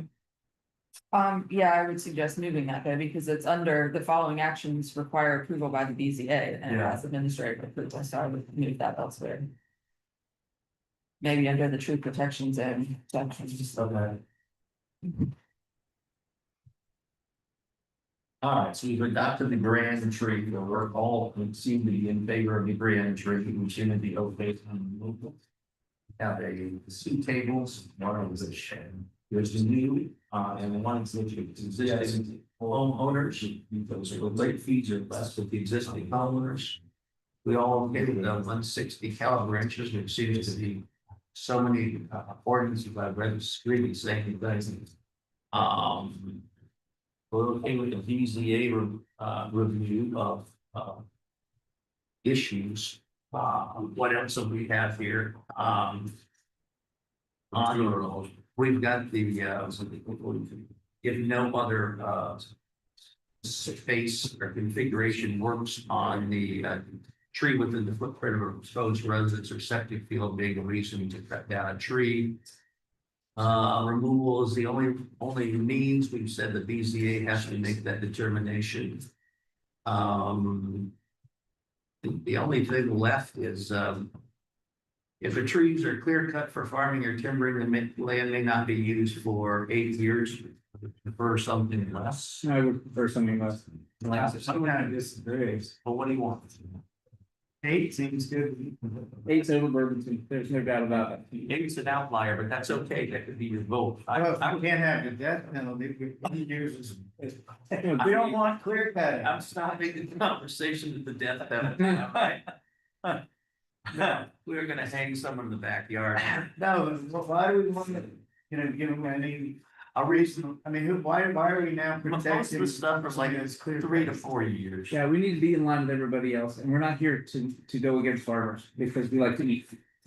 Well, whatever. but- Well, a lot of these timber folks, I mean, they don't clear cut, but they leave, one tree every football field or something, is that? Okay, so we've got a 4 and we've got a 8. What's your no? No, like 8, no, it's. All right, Kelly? I don't know, I think it's a little, I think 4 is my vote. You're Well, okay. yeah, that's the, so far. Matt, you but think we- we've got 2 8s and 2 4s. So what do you think, Kelly? I would probably say 5, I'm trying to see. I would, That's a true casino. yeah, I'm trying to find. Matt, what where would is it? we consider burdensome, is there any case law on something like that? Well, what are you, where are you all now? If somebody clear cuts for timbering or farming, they have to wait 8 years before they can put it. 196 DC, 196 DB. Does that also include money? It's on 2. So what about mine? I know, we did not, there's no They just addressing leave the a line hole- here. you leave a hole in the ground for. Oh, Lord. Okay, so we're on the original one, it's FA2I. And on the new one, It's DB.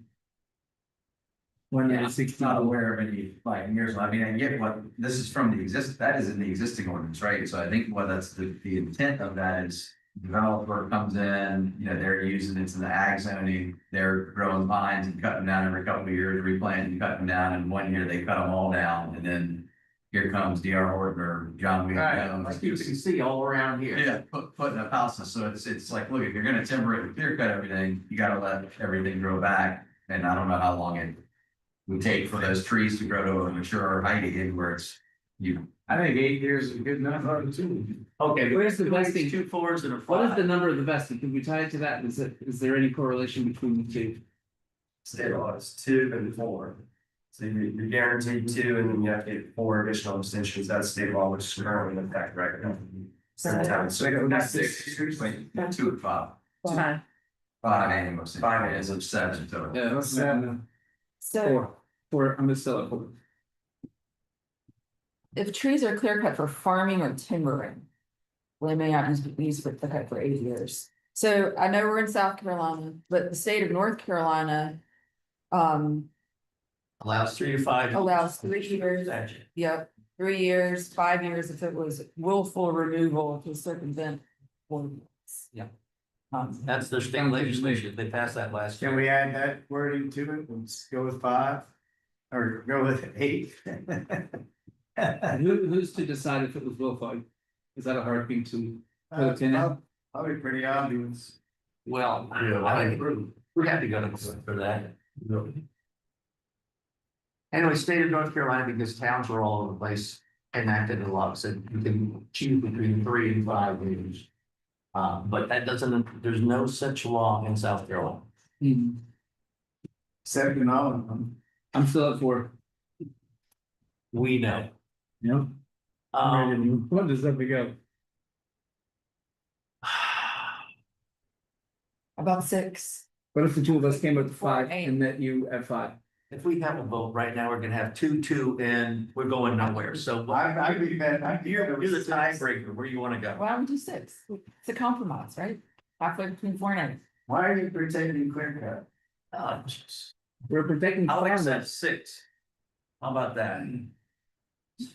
You okay? I'll support 6. Okay, so that's 3 for 6. All right. Let's try this. I would have a formal motion and a second on the floor and put it up. We're gonna get that. I'd be happy to make a motion. Before we do, there was one other thing with the 5 inches. This versus was 3 inches. The One suggestion thing was is- just yeah. on the On each years, there line. was a lot of different Okay. conversations, so you would have it very clear for the record. If trees are clear cut for farming or timbering, the land may not be used for development for 6 years following the removal of the Can we tree. add mining, farming, mining, or? Any objection to saying add mining, okay, for farming, timbering or mining. And 6 years. I so move. So, All in favor? Opposed? No. All right, so you got that. I do have that. What else do we need with this stuff? So The tree protection zone is something that we need to talk about. Yeah, so I was just gonna mention, so there are 2 versions before you tonight. There is the version that was approved at first reading, and then there's a variation of that. Can you tell us the location of each while you're doing so? Yes, so the the version that was approved at first reading is on page 2 of your full packet. And then the version that myself and a design professional have found to include grand tree protection is included within the addendum. Yeah, but which? Well, the addendum has most of the stuff that's in the original, but it has the greater trees, and I really like. greater trees. This version I think I'm food protection, absolutely. So I would favor version 2. So this one doesn't have a tree protection zone in it at all, right? What's in our, As proposed at first reading, no. okay. The tree protection zone would come with the addendum version. Showing how. And it is in which section, 195, what letters? It would be 153, 195, 196, excuse me, All right, grand tree protection. Yeah, we're only talking about grand trees, correct? We're talking about the addendum version and whether the planning commission wishes to move forward with the Yes. addendum version or what's been approved at I first. understand that, but the tree protection zone was about grand trees. Correct. okay. Do we have a time limit on this? To get this, to make our, do we have a time limit to make our recommendation on this? So this action was already deferred by planning commission in January, or requested town council to defer approval to consult with a professional. they honored that original and allowed us to work through this. There is a 30-day public hearing requirement, so in theory, planning commission could take this back up again. Or excuse me, 15-day public notice requirement, which is just standard zoning code, not land use. Yeah. So 15-day public notice, so we could take this back up again. It's just a matter of timing. So And I think the Tuesday meeting's already, there's May 2nd meeting's already. March 2nd. yeah, March 2nd would include wetlands and septic. Any additional meeting after that would have to be discussed by the planning commission, but I don't believe that there is an intent yet to host a public hearing for these ordinances. I think town council was waiting for a final recommendation from all of these for that, so. After the May or March 2nd, excuse me, the recommendation is made on the septic, there is time for future consideration of these. Septic and. For the tree, if the action is not made tonight and revisions are made by staff Just for time. to propose a final version for referral. Is there some reason you want to put this off? I think that for our benefit and the community's benefit, it would be helpful to see a version. A single version with all of the revisions we Yeah. talked about tonight, because I think we've thoroughly confused everybody in the room going between two Us different included. versions. Yeah. So I'm just making sure that we have time to do that. I mean, if not, I have full faith in Dan to be able to make the recommendations that for the changes that we recommend, but again, I just for transparency and clarity, it should be nice to get some. Staff could do is take the revisions from tonight and propose that ordinance at the March 2nd, and that'd be the first thing that we take up, so it's just done. Yeah, let's do that. That'd be fun. As long as people realize that we've got this wetlands thing coming up. That's gonna take a long time, so we can't, Yeah. we can't talk this thing through. Right. So we should keep making motions on a few lines to make sure that we have some clarification on some of these for your purposes. So I think the motions that have been made thus far are changing the clear cutting requirements to also include mining and revert from 8 to 6 years. Yes. Modification of E in both versions. To include that there is no other feasible location. The residents and stuff. I think for clarity, it may be easier for me just to reference what's been proposed for first reading. The language changes because that language has also been transferred over into the addendum item. So out of the 6 items that staff would use to review A through F, E would now read trees are within the footprint of proposed residential structure. Septic field as shown on the site plan if there are no other feasible locations. Correct. So that has been motioned and approved. The 6 years has been motion approved, inclusion of minor has been motion approved. Minor, major subdivisions, was that motion to approve? No, so that would be, instead of it being minimum amount of protected tree replacement for all sites, it should read, for all major. For everything except minor subdivisions is what we said. Yeah, for all major subdivisions and non-residential development. Correct. Or the way Kelly has said it is for any purpose other than minor subdivision. Is that not enforceable? Okay, so we could do all sites and then list in there that minor subdivisions are exempt. Yes. Yeah. Except for mine. Somebody could say the same thing. Correct. Yeah. So the inclusion of the exemption. So we need a motion and second and vote on that one? That would be, Okay, I make a motion that we change all the areas where it says. The cross out for office, commercial, industrial sites to all sites and then add an. Exception in there for minor subdivision. Correct. We exclude minor subdivision. Second. All in favor? Aye. The other one was the table that was included as the addendum, which is also included in not Pleasant's code of ordinance. That table can be found at 156.0702-1 tree mitigation calculation in the town of Mount Pleasant code of ordinance.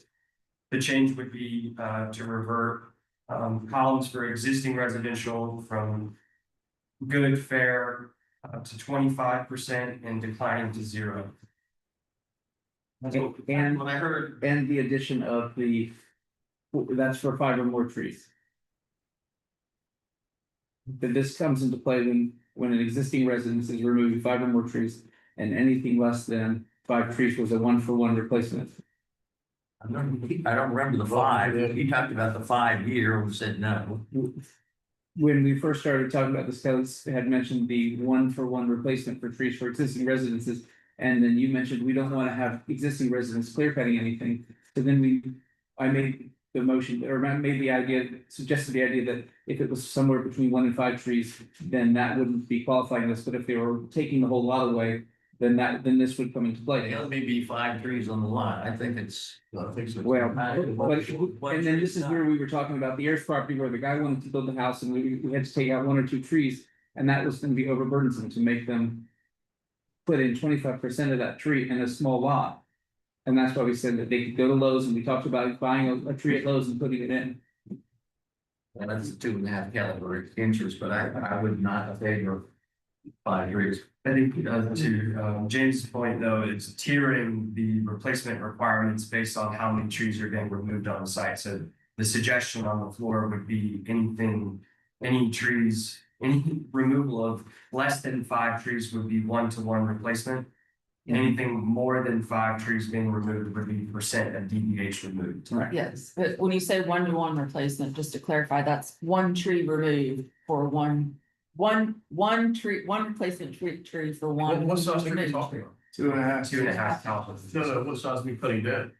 Any size. Oh, Except the grand trees. And that's why we redefined grand trees to be 18 inches instead of. Right? Yes. Alright, but that, we're saying that doesn't apply to grand trees, what's grand tree mitigation? We said 18 inches on hardwood. I know that, but what is the? 24 inches on. Alright, so you mean how many Right. percentage of? If you remove it, what do you have to You can replace? have remove a grand tree and put a 2.5-inch caliber tree. Well, that's what this. I don't like it. Yeah. I don't like that. Oh, I don't either. He doesn't like it either, so we gotta do something. What would you say? Perhaps grand trees meet the 5 or more requirement. Right, the 25%. So if a grand tree is being removed, then it would meet the percentage replacement requirement. Or a modified amount if it's a grand tree. Staff may propose those as for consideration. I have a significant in grand trees, I mean. Less Just grand trees. than 12 inches, yeah, 1-to-1, but when they start getting bigger than that, I Well, don't think 2.5-inch caliber trees are. We just Reasonable lowered the threshold to be a grand tree from 24 inches to 18 inches. Right, good. But in, That's you what don't we- have to replace anything less than 12. Yeah. And that's subject to this. It's also- Oh, we don't, okay, Yeah, anybody can put down anything up to 12 inches. Or 11. Okay, alright, then take the grand trees out of that. So for all the grand trees, 1-for-1 replacement, up to 5 trees at one time.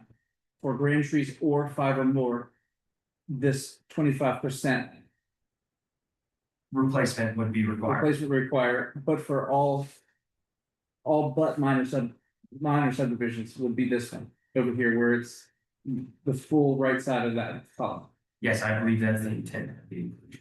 Or actually, it would be in its own mitigation section. yeah, and I'm just wondering how that's gonna work, cause I don't think, I don't know how that works with 160 inches per acre. If it's requiring them to maintain 160 inches per acre. Why would they be subject to this chart? I know Mount Pleasant's chart says new residential subdivision, but I'm not clear how it applies in addition to the 160 inches per acre. I guess they both could apply. If you take down any trees, you have to mitigate it, and you have to maintain 160 per Right. acre. So you have to mitigate and potentially replant. That's a lot. If I may, staff can, following discussion, go ahead and start working on a revised version based on the discussion tonight and propose that version in March. With the motion of that recommendation by planning commission. To ensure the proper edits are made, and then ultimate consideration in March. Okay. Right. Does we still have the lighting ordinance and? But we need to make a motion on that. To have you do that, right? There's been a few things that have been motioned and discussed, and if there's additional discussion that definitely should be included in those, then we can make those inclusions, but I think what I'm hearing is there is an intent to include grand tree protection classification within what we existingly have. So staff would make that inclusion, the inclusions that were already approved by motion by this board, and then edits to the table Right. Those are, yes, as discussed. as discussed. Less than 5. Or 5 or fewer, whatever we said. For clarity for the record, I would still have it reiterated of exactly what you would like. So that the public can have a clear line and the secretary can also have a clear line for the meeting minutes. I agree, and I will attempt to make a motion. Would you like me to refer to the ordinance that was in our packets or the addendum to the addendum? I think, that for the sake of the public, referring to the one that was made publicly available, if that's easier. This is gonna be a challenge. Except you're gonna have to put the whole All right. green tree thing. Okay, Yeah. all right. I'll make a motion that we recommend approval, or maybe that's not the right way to say it. That we accept the revisions to the tree ordinance that were in our packet. With the following changes and additions. That we incorporate. Staff's addendum that was provided in writing to us today. That adds provisions for grand tree protection. BZA appeal, review. And. Let's see. Sure. Yeah, I'll get to the chart. Well, Dan ran through, we went down to 6 years, Yeah, we've included some, so let me keep going with this. We've made the one in E already. yeah. In 153, 195 F. Clarify that the fees, replacement fees would be placed into a tree fund. And. That town council would designate what those funds are used for. We've already addressed the timber and clear cutting. Minimum amount. So then after that section, we would insert the new grand tree protection section as 196, the existing 196. Would change to 197. Yes. In existing 196. That will now be 197. We would incorporate the revisions in staff's addendum. Including. The list of replacement trees that can be used, and we would add that additional species may be approved by the planning manager. We would add a new section 153.198 for mitigation. Where we would incorporate the table 156.702-1 from the Mount Pleasant Code of Ordinances. Except that for the residential replacement, we would change good and fair to 25% for classes 1, 2, and 3 of trees, leave class 4 at 0. Make the replacement 0 for all declining trees for residential. Leave the commercial new residential subdivision, major subdivision columns the same. Clarify that applies to requests to remove grand trees or 5 or more trees on an existing lot. Residential lot? That was Say just for anywhere. residential. That was just for residential lot. For fewer than 5 trees, it would be a requirement to replace 1 tree for every 1 tree removed. The minimum caliber of 2.5 inches. And I'm sorry, I missed two things. I have to go back to, under the new 153, 196 grand tree protection. We would consider softwoods that are 24 inches and greater to be grand trees. And hardwoods that are 18 inches and greater would be grand trees. We talked about changing this 6 inches to some. We did talk about changing the tree protection zone, but I disagree with that, so I'm gonna let you make an amendment to it. Oh, I can make an amendment. In that same new grand tree protection section. At the end of paragraph A, I would add, except as provided in this section, so that it reads, no trees that are over 24 inches or 18 inches diameter or larger in size are to be damaged, destroyed, or removed from any property except as provided in this section.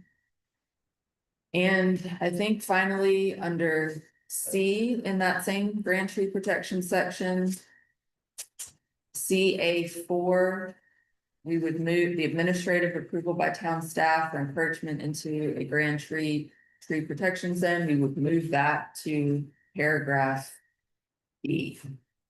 B. With the other tree protection zone requirements. B under C. Be under the same B section. under one I see. 196. Let me say B, yeah. I think that's it. That's the motion. That's my motion. And now it's time for an amendment to the motion. There needs to be a second. No, Needs to be second. I'll second it. And then when is the amendment going? Before we vote or after we vote? Before you go. Before we vote. Okay. Now it's my turn. So I vote that we make an amendment for the size of the tree protection zone. Because I think that it is larger as we've got it designed than the canopy will be. And the root protection area will be, I don't know what the new number is, maybe 4 inches per every inch as opposed to 6 inches per every inch. If we're considering the radius of the tree as opposed to the diameter, or the radius of the circle as opposed to the diameter of the circle.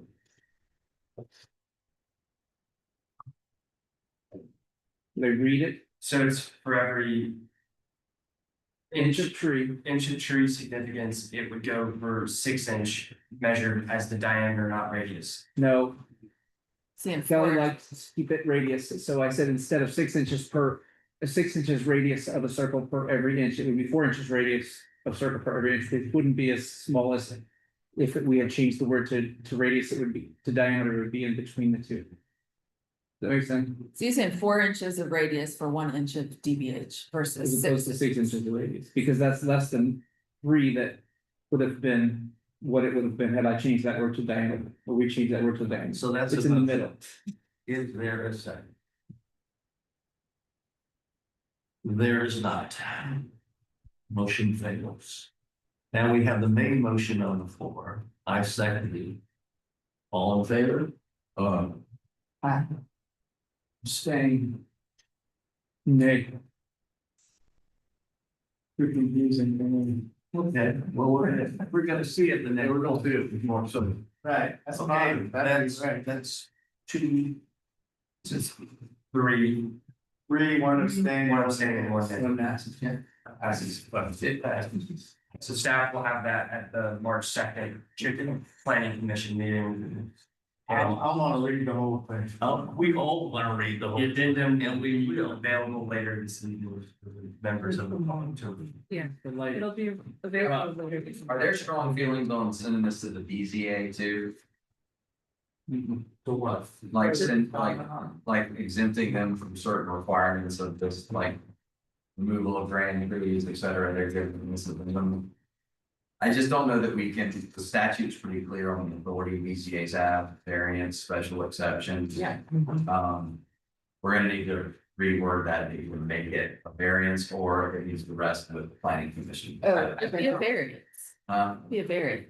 yeah, it's not worded that way. Yeah, no, That we need to tweak that to make it, so it is a bit, like basically, it'd just be seeking a variance from the provisions of this ordinance to do these things. Make sure Dan's got it in the draft we look at. And once we pass it, then we'll send it to the BZA, Yeah, we're busy meeting. whereupon it will be done. I don't think the planning commission can remand it to the BZA. I think that that's the town council if they would like to.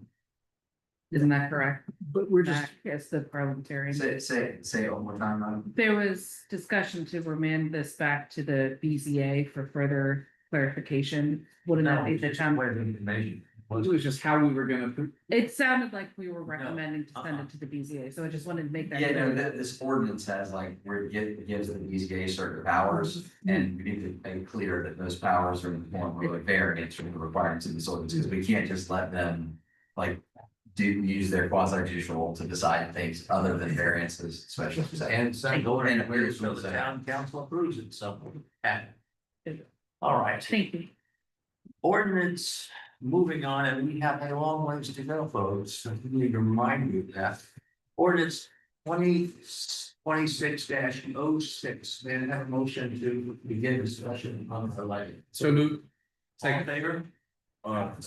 Done. Okay, we start with, as we do with everything, with the staff report. Are you ready, Dan? Yes, I was just pulling the full ordinance out. And thank you for sending this thing out without all the order asses, what you sent us, is the means of this thing. And that's very nice. Okay, so if you will remember last week, I kind of reviewed some of this top stuff. Number 6 is new on the staff findings, consideration of lumen requirements for section 153-0.070. Staff recommend allowing lumens per square foot, but limiting lumens per structure. So this would be the example as detailed in the staff report. Residential agriculture would allow 1.5 lumens per square foot. A 30,000 square foot lot would be allowed 45,000 lumens. Primary structure cannot exceed 35% total lumens per lot, which in this example is 15,750 lumens. 15,750 lumens may be too much. However, it is just an example. Secondary accessory structures should be lower percentage amount based on their size. And this requirement needs to be reflected across the underlying zoning district, higher lumen per square foot for commercial than conservation, just as an example. Your standard floodlight or like any illumination, the higher the wattage, the higher the lumens. There are different calculators that people can see what their lumen output would be for a certain light bulb. It also depends on distance. And the term lux applies to the actual light that hits the ground. And I like this, a lot of stuff in city lux. But yeah, I think Redundant. your example here is fine. So you finished? It's a conservative side. So I was just gonna say that large in part, these recommendations do come from Kelly. I was just providing an example based on discussion that Kelly and I had on this. So Kelly is clearly a larger expert in this field than I am. We did do a lot of revisions that I think make a lot of sense for the town. And I know I heard comments about the language, so you know, it's up to the board's consideration, and that's what's reflected here. You know, some of these are updates as part of different communities and their updated languages that have changed. So staff are in agreement with the red line language and would ask that the planning commission take on the lumen requirements for each zoning district. You read into the. Understood. Yes. Kelly, would you like to go next? Sure. I appreciate the example, Dan, but I agree, it's too much. The, as you all know, Berkeley Electric offers outdoor lighting you can put in your yard. And the ones that I see my neighbors have is 6,000 lumens, and they are bright. To have 45,000 lumens on a 3/4 acre parcel is way too much. We used, a lot of this came from, Dark Skies. Dark Sky International's model municipal outdoor lighting ordinance, which was last updated in the fall of 2024. And they have a table that they have, so there's lighting zones, which we're not proposing here, because that just makes it a little complicated, but even in sort of their brightest lighting zone, they've got 20,000 lumens on a 1 acre parcel. So I do think we need to think about that a little bit more. To respond to some of the community comments we received, this email says, don't replace the word pollution with trespass. I agree, light pollution and light trespass are two different issues. They're two different things, but light trespass is a form of light pollution. And so that was why we proposed to add a definition of light pollution that includes light trespass, glare, and skyfall. So I think the replacement of the word pollution with trespass is correct. I agree that there's a typo in 153.069. We should keep site lighting in that first sentence. She also was a little unclear what standards apply to floodlights, and as all of the standards apply to floodlights. So I don't know what we need to do to clarify that. That's in 153.069E2. And then she had also asked whether there's a way to require these restrictions for new lighting that's added to existing buildings, which I don't see any reason why we couldn't do that. Is there a reason we couldn't do that?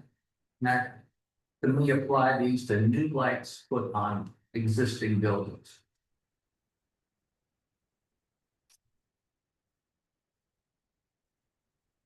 Yeah, when it comes to, like heights and shielding and that kind of thing, but I think it'd be difficult, if you're talking about lumens, things like that, because you could change the bulb really easily, so.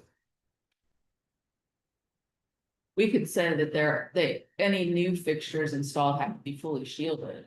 Yeah. And not have to meet all the rest of this, but that in and of itself would go a long way to reducing light pollution. Can we put something on to make it on the onus of the Berkeley Electric and the Dominion? One comment I had was that we referenced Berkeley a bunch of times, but let's not forget that Dominion has a bunch of our residents in it, and let's not exclude them. But when they're putting pole lights up, can we make them be the second one on that list that you were showing us, Kelly, as opposed to the first? And just tell the electric service provider what we want them to be putting up, the smaller as opposed to the larger, and put it on them, because then a homeowner won't be able to talk them into going bigger because we've said that they can't. Does that make sense? Yeah, so talking to both of those companies and say that this is what can be allowed or fallen on, this is what can't. Yeah, because when I was looking at Kelly showed us the 6,000 lumens. The next one down is 2,500 lumens, and I think that's way more acceptable in terms of trying to meet the lumens breaker that we're hoping for. Well, I'm not sure the 6,000, that doesn't look like it's fully shielded. Okay. If that's the one, I don't think it's fully shielded, so that would apply, that would be a concern to talk to Berkeley and Dominion about, whether they have options for fully shielded light fixtures. They're out there, I mean, other, Duke and other power companies across the state have options that are fully shielded and would be. And maybe we don't use any of these specific examples in here, but we just limit their per fixture lumens to X amount of numbers. How did you come up with the height? Let me see, it's 153-069 lighting criteria D. I looked up height because I really didn't know. Again, I'm trying to figure out what's going to happen here, particularly with our partner, trying to put some money into it. The lowest amount for a class 4, which is for training and leisure, it's not a high school recreational college and minor league and professional, they're all higher, so this is the lowest for a softball field. 30-foot canvas on the ground. Football and soccer, which are the other two things common here, would be 1-foot canvas. A foot candle is basically foot candle by square feet equals lumens. That's the formula. Total lumens equals foot candles times area of square feet. So it's talking about light and that. What can the kid see when he tries to hit the soccer ball at night? So what are we gonna do about potential softball field for some kids or something like that? 153.071 deals with sports field lighting. And I think the intent is that the other standards don't apply, but the standards in that section apply for sports field lighting. And maybe we need to clarify that then. Yeah. Yeah, you don't wanna knock out soccer, softball fields in the future, which I'd really like to see them on. So I think your point though goes back to making sure that the proper height requirements are listed for those lighting. Yeah, for sports fields? Little League, it's 30 feet minimum, for high school, it's 50, and for college, it's 80. So 30 would be about, we're talking about, okay, yeah. So you'll note in that section that B2 under 153.071, the feet height requirement for that is left out. So that's currently at the discretion. That's why I'm talking. You said 30, you said 30? 30. 30 sounds reasonable to me. Do we know what the height is of the existing lights on the soccer field at Garrett's Bridge Road? We could ask Charleston County for that. 'Cause That's in the county. Yes. I mean, the ones on that tennis facility are 50. Where? Which one? The tennis field, Garen's Bridge Road and 17. Oh, that's Excuse me, right. the soccer. Yeah. fields, Yeah, Oh, yeah. just low. But 30 is the minimum they recommend for a youth or little league. That's what we're concerned about. And we don't be high schools, so that would make sense No. to keep it at 30. And if there's a high school out there, they're gonna have their own fields anyway. Yeah. And we can battle with them, the county about that. So do we want to make the two yellow X's 30? 30. If that's okay. Do we need to do that via motion? Yes, I would Okay. suggest having. I make a motion that under 153.071 B2, that we change the unknown number to 30 feet. All in favor? Aye. Opposed? Okay. So what are we gonna do with these lighting levels on the conservation, agricultural and office zones? Can you tell us the number of stuff? There are no. Oh, just I'm sorry, the reference to where to find it. I see where. I looked up some stuff and came up with some numbers, but I really am not an expert in this. I just had to go look at what some other places were doing, and I could be off by a factor of 10. Are we talking about lumens per acre here? Is this what we're just? Yeah. Okay. Kelly, any suggestions? I mean, I will always go back to the dark side municipal ordinance template because they know a lot more than I do about this. You know, so they showed 3 lighting zones. They have lighting zone 0, which is, you know, conservation areas, right? That is for the 1 acre property size, they have 4,600 lumens. For the next lighting zone up, which is typically, you know, rural residential, 11,500, and then the next one up is 20,200. We'll use those for 1, 2, 3. Is that town center or something like that, 2,200? Cause I got 5,000 on the conservation district, so very close to you. Okay, good. Yeah. The agricultural. I was at 8,000, so you're saying 11,500. That's what this says.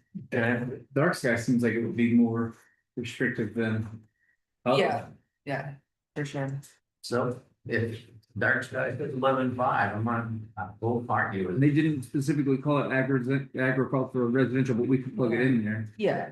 Yeah, this is definitely not an apples to apples Yeah. comparison. This was just the only numbers that the Right. lumens per acre that they had in here. And this, in this ordinance, this only applies to residential. They default to the ANSI IES standards for commercial, which is costs money to buy these standard books and it's harder to review just from a plan review standpoint. So I thought the lumens per acre just across the board for residential and commercial, it's gonna be simpler to review because all you have to do is look at, you know, the plans will list the fixtures and their lumens and you just add them up and so it's easy to verify Do we compliance. think that 20,200 would be able to provide a safe enough lighting for a commercial space?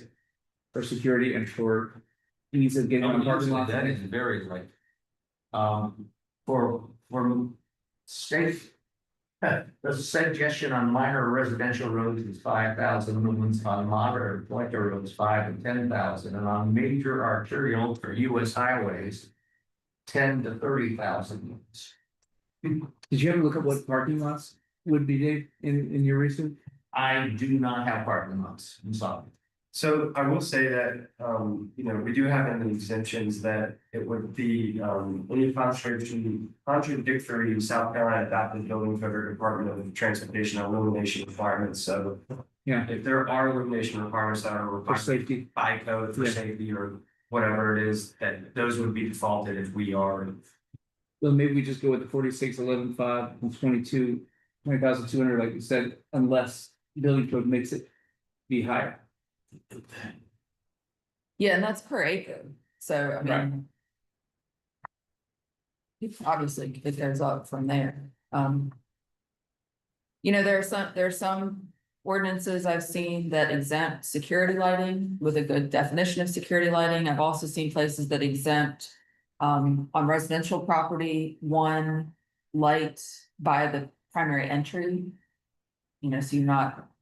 You know that you can have a bright light by your front door. So there's different, I mean, I think there's ways that we can address security and safety issues outside of the lumens per acre or square foot problem. Yeah, and outside of this, more ordinance, well, I got no different numbers to suggest, though, 20,200 seems a bit specific, how about 20,000? Sounds good. 5, 10, 20. Yeah, 5, 10, 20 sounds good to me. 5,000, 10,000, 20,000 Yeah, per acre. per acre. Is that- Motion for that? Because we're gonna want that. That's all the changes. Do you have other? Wow, that's it. Okay, yeah, sure. I'll make the motion that we. In section 153.070 lighting levels, we add a 5,000 lumens per acre for conservation zoning district. 10,000 lumens per acre for agriculture and residential zoning districts. And 20,000 lumens per acre for office residential, general commercial and town center zoning districts. I'll second. All in favor? Aye. All opposed? All right, and we've got this 30 feet for the sports field lighting and I'm fine with everything else in there. So then we just need one overriding motion to accept all red line changes. Yep. So move. Accepted as amended.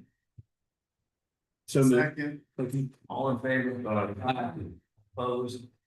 Okay. Okay, we are, No, thanks for that. we are at a section, yeah, I'm gonna have to send you how many flowers? We need to go into an executive session, for the purposes of receiving legal advice. We will be adjourned, is that correct?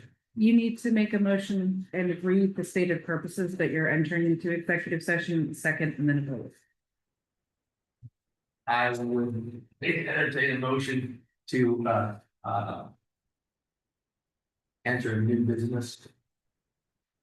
I make a motion that we enter executive session pursuant to South Carolina Code 30-4-7082. The person is receiving primary legal advice protected by attorney-client privilege concerning the preliminary plat application. But all in favor? Aye. All who care. Anyway, where should we go? Conference room. Yes, there's also set up, because it's warmer, it's in Dan's office, it's in this room. Could we just the two guests go there since we're all on the same Are you guys planning to take an action? We're coming back, Yeah. we're coming back on that preliminary plat. This is about the. Obvious. Would it be, Yes. question for the group, would it be easier for just the two, since there's only two residents here to go into that conference room, we could stay here? think the intent was to be the individuals in here and planning commission go into a secure room inside. Okay. Roof. We can follow.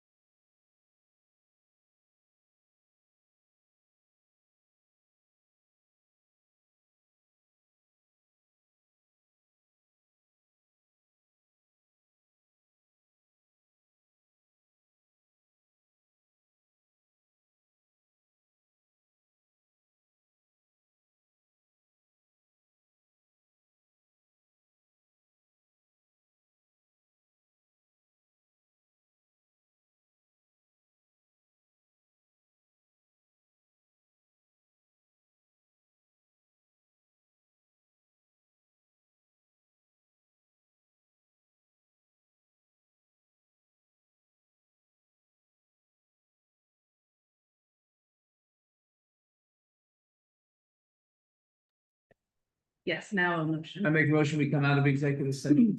No decisions were made. No motions, votes, or decisions were made during the Correct. executive session. No. Second.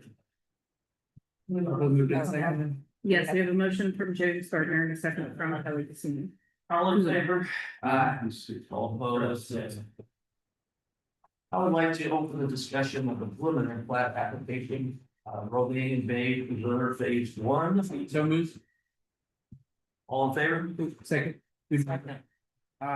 James, okay. Let's go. I'll state for the record, no actions, votes were taken in executive. We already got that. You got it. All right. It's because you froze us out of the darn room. Okay.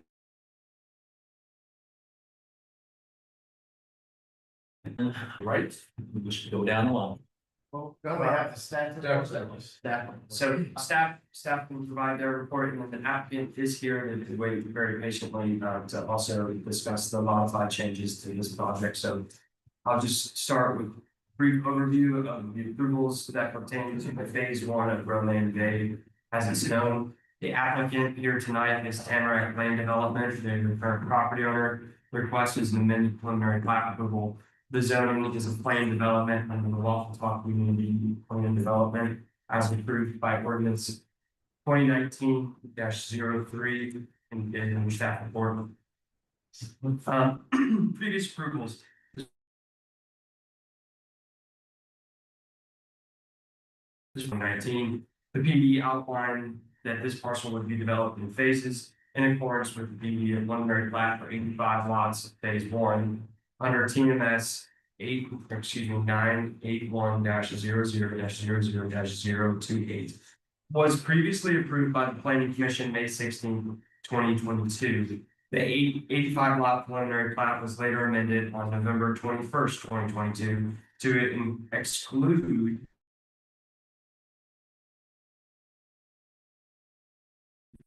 the 85 lot subdivision is confirmed to have vested rights in accordance with state law. This has been verified by staff and the town attorney. Vested rights for the original 85 lot preliminary plat have been previously extended by state law. The original 85 lot preliminary plat is currently vested until January 1st, 2027. In January 2025, current parcel 681-00-00-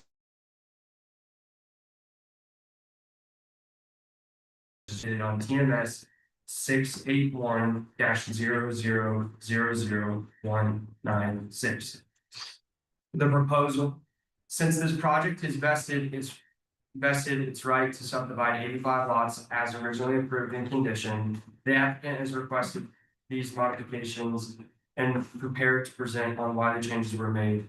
The proposed preliminary plat of 85 lots reflects the alterations to the entrance of the conditionally approved preliminary plat of 85 lots, which resulted in the loss of 1 lot. Staff identified these deviations, notified the applicant, and requested the applicant seek an lot subdivision from Planning Commission before moving forward. Or proposed changes, any work associated with the deviations has been ordered to cease via a stop work order that was issued on January 14th. My staff report should read 2026, not 2020. Applicable regulations, since the 85 lots is still vested for state lots exempt from the moratorium. However, the proposed 84 lot subdivision is not vested. In order to proceed with modification, the proposed site development must come through Planning Commission for review and receive amended approval. Preliminary plats are subject to section 153299 of the Town Code of Ordinance. All major subdivisions must review approval by the Planning Commission before approval may be granted by the planning director. Must first review the preliminary plat application, merit it on its completeness according to town standards. The application and preliminary plat requirements are listed in 153-299B of the zoning code. This parcel is zoning PD as previously stated. And the designs, the standards.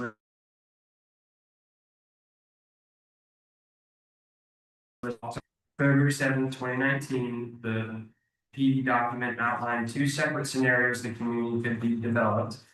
The vested 85 lot preliminary plat was approved under scenario 1. Where scenario 1 requirements are listed, they must be followed.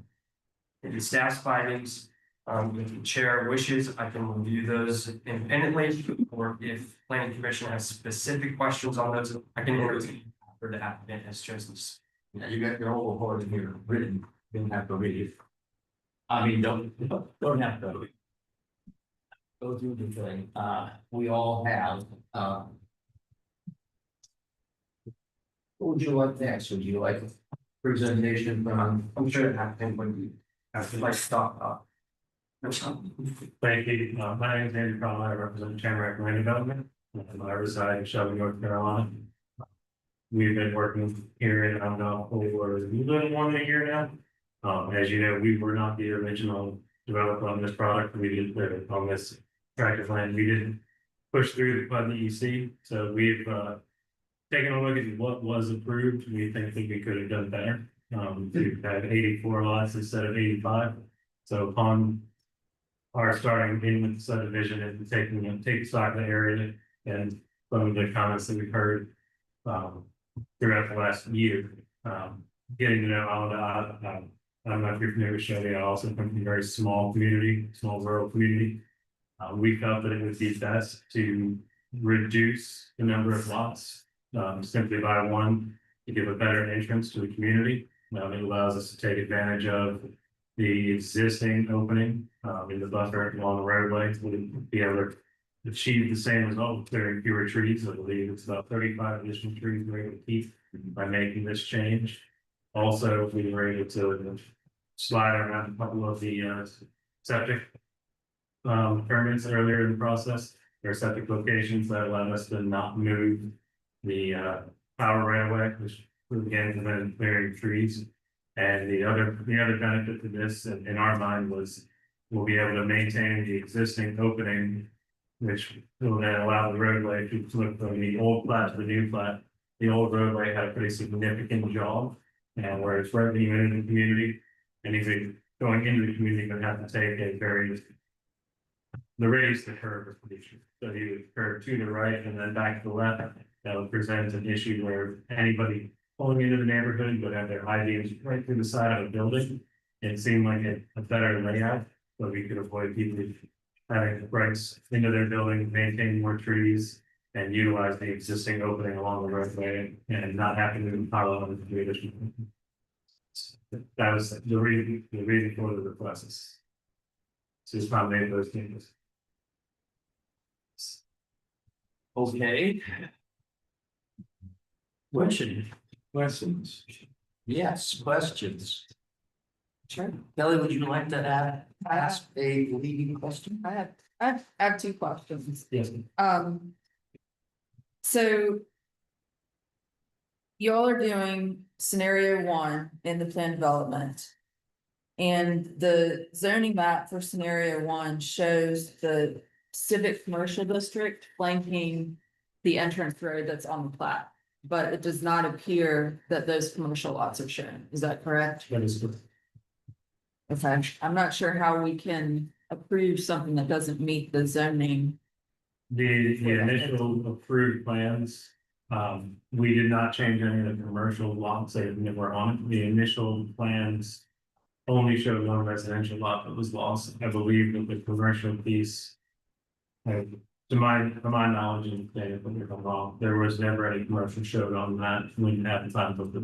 No, not on the plat, no, not on the previous plat, the plan development ordinance that. The zoning map that is in the plan development ordinance that applies to this property shows commercial on both sides of this entrance road. So I think the previous plat should have shown commercial lots on either side, and I think this one should as well to meet the zoning. So maybe less of a question than an observation. My other question is, Malpass Road, is there a reason that road does not touch the adjacent property? Why is there a spike strip between that piece and the adjacent property? If I approach to the certain, make sure I'm familiar with exactly the end. I know them by road A and road B. Yeah, so down here. The wetlands as well as this property is not a piece of our actual property. Sure. So, being that we weren't involved at the time this was drawn, we inherited the design as is. And we did not have permits to cross the wetlands nor the adjoining property. I know, but all I'm Oh, asking, well, there's no, Oh, I thought you were going to go through these. no, this strip right here Mhm. prevents this property, should it ever develop, from connecting to this road. The basin right away. So the road itself, the right away here, just the way it was drawn, we maintained this area as it was in the initial. And that was just left as was in the base. Question.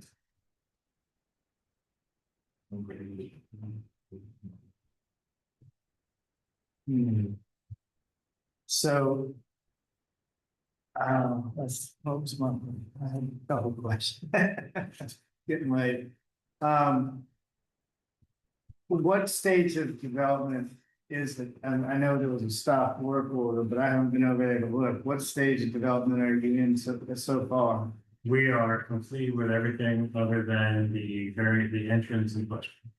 So if upon approval, we would either create the entrance in its current configuration, or we would be able to just put it where it was intended. So we are complete with everything up to pavement. So everything's been installed other than the in flux pending today's meeting. No, the tap would be pending this as well. So we need to make the final water tap and build up above the last 300 foot of road, but everything else is.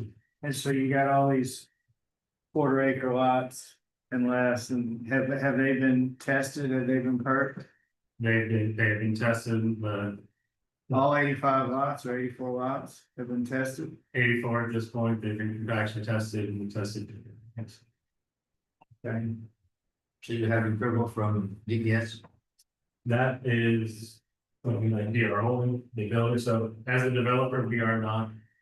We get to the point where the lots are completed, and then the final permits were supplied to us. And for the layout through the RO, so they've engaged a septic contractors and they are there. They're at that actually falls outside of them. Okay, another question, the TD calls for the, what do we call them? Trail. What's it called, the green trail? If To come through this subdivision, but it's not in this phase one, where is it gonna be? I can answer that. So as in my staff report, the East Coast Greenway is, East Coast. yeah, so that is part of what phase two would be looking at. So that easement is in that section. And does it fall right along that entrance road? It stops. It stops ahead of that entrance road. It does not go all the way down. The only place I saw it depicted at all was on that same one that you were looking at, Kelly. In scenario one, figure one, it looks like it parallels the entrance road, is that? Yeah, that's what it looks like to me. Dotted line. So the dotted line, yeah, so if you see, so there is not a secondary access on Gore Road where that's shown. The angled access on that, where the two CC parcels are located, that's the sole access here, so that I do believe based on that preliminary drawing, that's about where that easement is set to end. That of course is on this other project. And for those who are watching at home, we're looking at pages 34 and 35 and 52 of your packets. And that hasn't been platted yet, then it'll be platted with the phase two preliminary plat? I have a plat that shows that the easement as proposed has already been platted and recorded by the property owner of the time. And how does this changed entrance impact that? That change of the entrance does not impact that easement. Just not. Just out of curiosity, how wide is that easement? It ranges in length, but it has already been recorded and approved. In width? In width, I mean. I'd have to go look back at that easement, but yeah, so that's outside of this review. Right, okay, I understand, all right. Any more questions from somebody else? Can someone address the septic tank? The septic tanks on the lots, have they been approved? Yes. Each lot. Each lot.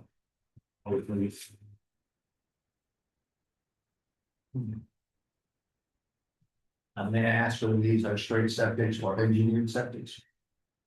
They're engineered. Can we get, can we get some design specifications on those engineered septics? I'm sure we can file this just. Are we allowed to ask for those? I guess our planning manager can ask for those, as part of the review process.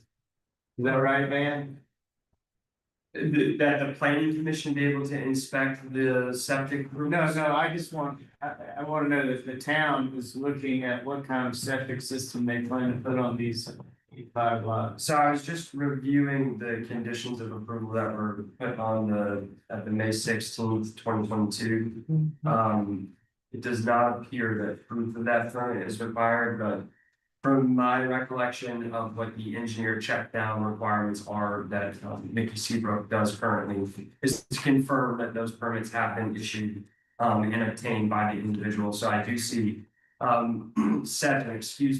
I would like to correct the record to show without a public wastewater system in the town, all proposed lots will be served by on-site septic systems. The applicant shall provide copies of DEHEC at the time. SCDHEC approvals for individual sewage disposal systems before approval of final plat by the director. So until those are provided, final plat cannot be revoked. So that's something that we will require. And you'll be able to look at what kind of system they're putting in there. It's a modified septic system. We would look at the program code that has been issued to them by DES. In my staff report, there are lists of retaining these conditions, so if that is something that planning commission considers, the retention of that and the modification of the correct agency should be carried over. Do you have any comments on the and this is more of a committee thing, the architectural guidelines? So that's something that I have previously discussed with Tamarack and DR Orton.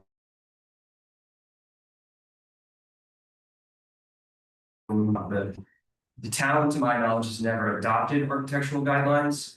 So this would be a good point for planning commission to acknowledge that requirement or additional requirement. We don't have those regulations in effect. That's one about that. You do this. Would that not need to be a change to the PUD, or discussing the change to the building flat, with the PUD as that especially specifically, or is the flat, and that's the horizontal orientation, so vision. Correct. That's on the set of the revised plan. Yeah, so we wouldn't be proposing a revision to the PUD, just the potential condition before final plat approval to admit that requirement. This is my understanding, there's no regulation in place that's which would clear up the questions that they're going to go at. It would serve to benefit the project. You just want to make sure I understood. Yeah, gotcha. I'm still hung up on this fact that this isn't drawn out as was approved in the rendering of the neighborhood with commercial on both sides of the road. Where do we go from here, Mac, in terms of legality of making sure that those turn into 2 commercial / civic spots as planned, even though they're not now? I mean, that's where you know what you're talking about, and you see, it's hard to see those being big when there's 2 commercial lots on either side of the end. I mean, that's, the PD is the living ordinance, that's the approved use. So they'll have to change these to require them to revise the preliminary plat to show those as commercial. You could conditionally approve the amended plat to have the lot shown as commercial as opposed to residential, the entrance pro ordinance.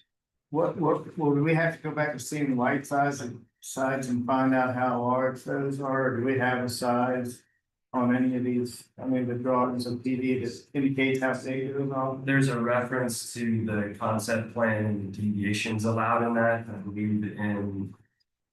It is on page 3, the top of the page 3. Yeah, so ongoing development of the community needs to maintain flexibility in order to accommodate specific soil conditions, wetlands, physical strengths, market conditions, engineering requirements, and various design parameters. Due to this needed flexibility, the exact locations of boundary line between various land use zones, the locations and sizes of land use zones and the development zones, and the preliminary planning concepts for the tracts and use are not indicated on the conceptual land use diagram. So essentially, the size of that area is not sold on that, but. Just I think that development zone is civic and commercial for those two areas, the exact boundaries and locations, it still needs to be civic. Couldn't we, if we had a full size drawing, couldn't we measure it out and see how big it's shown on that PD? Well, it's, Says the boundary lines on it are. the boundaries can shift, but But the entire size- PD is required to have at least 1 acre of civic commercial, whatever, the commercial. The only place on the zoning map that it shows that district is Right. flanking the entrance road. So that's where it has to go. So you have to have at least 1 acre right there, whether it's all on one side, both sides. Well, it'd have to be in both Well, it'd have to be on sides both to- It has to be on both sides. Well, So- maybe not, because they said that could change. Well, that that'd have to could be be, an it acre. couldn't be residential. It'd No, have to be right. commercial or civic or. And the intent as it stands is for the northern side of that road to account for the commercial that falls into phase two. Okay, but still, the zoning map shows commercial use on both sides, so even if you don't intend to put commercial on the left side, it can't be residential, because it's not an allowed use in that zone. Would be my interpretation. Right. Yeah, I agree with you, I think the ED shows civic commercial zones or designated uses on either side of the entrance. You're all gonna approve the plat, and you could conditionally approve it to require what PD required. And I'm sure the intent of it was that it's right there at the entrance, so.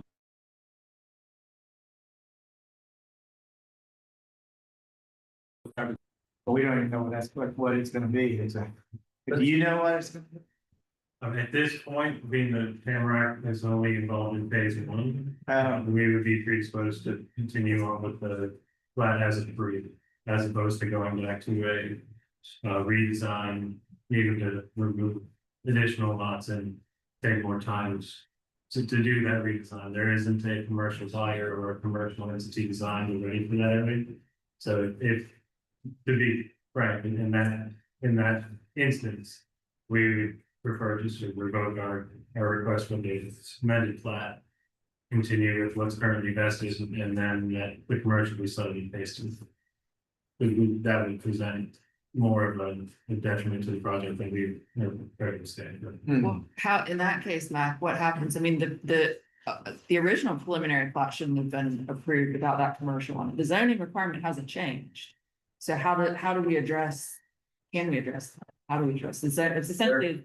Yeah, there's some provisions in the planning act we can look at. One of them is if there's material non-compliance, which this is the mixed use, and it's at the entrance is one, or if there's been a misrepresentation of property use its vested rights under the planning act. So that's have a public hearing, go before council before that occurs. So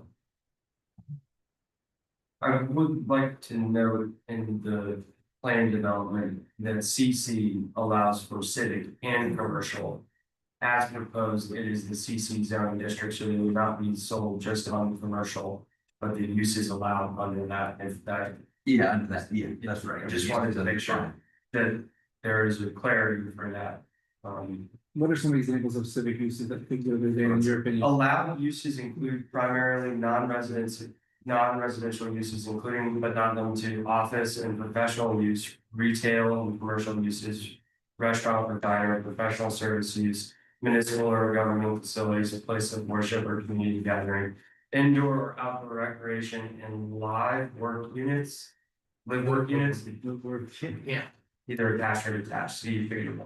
Prohibited uses are nightclub or bar, primary use, outdoor amusement, such as amplified music, sports arena, amusement parks, outdoor storage is primary use, storage business.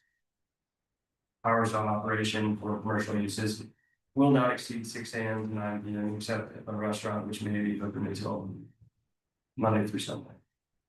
Right.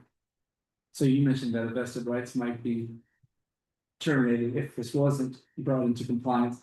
That would certainly present more of a financial hardship, I would imagine, than redesigning these 2 lots probably was. Well, I understand how they would put this together initially because most land developments have a commercial at the beginning, so they Makes sense. folks don't have to go all the way through. Like the island subdivision, not Pleasant, which is later. All the commercial stuff is right. It's just where are we now? So we wanna prove this with the Kellis. Nothing, once you enough off. With adherence to the original. Fine. That's written. Original PG.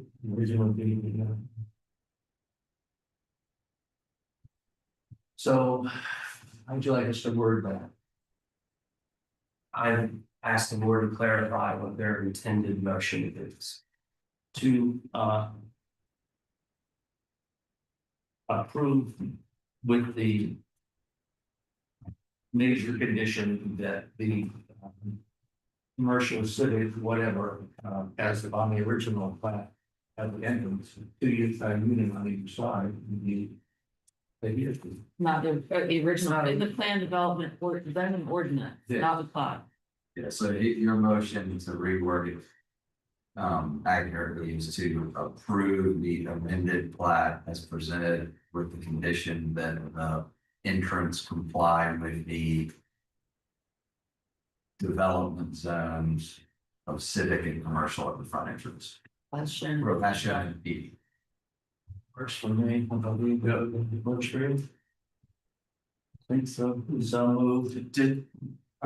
Go ahead. Just to confirm, there were 11 conditions of approval on the original, would those be carried over into this? Yes. So we will put that into where? This would be the motion is to approve the amended plat.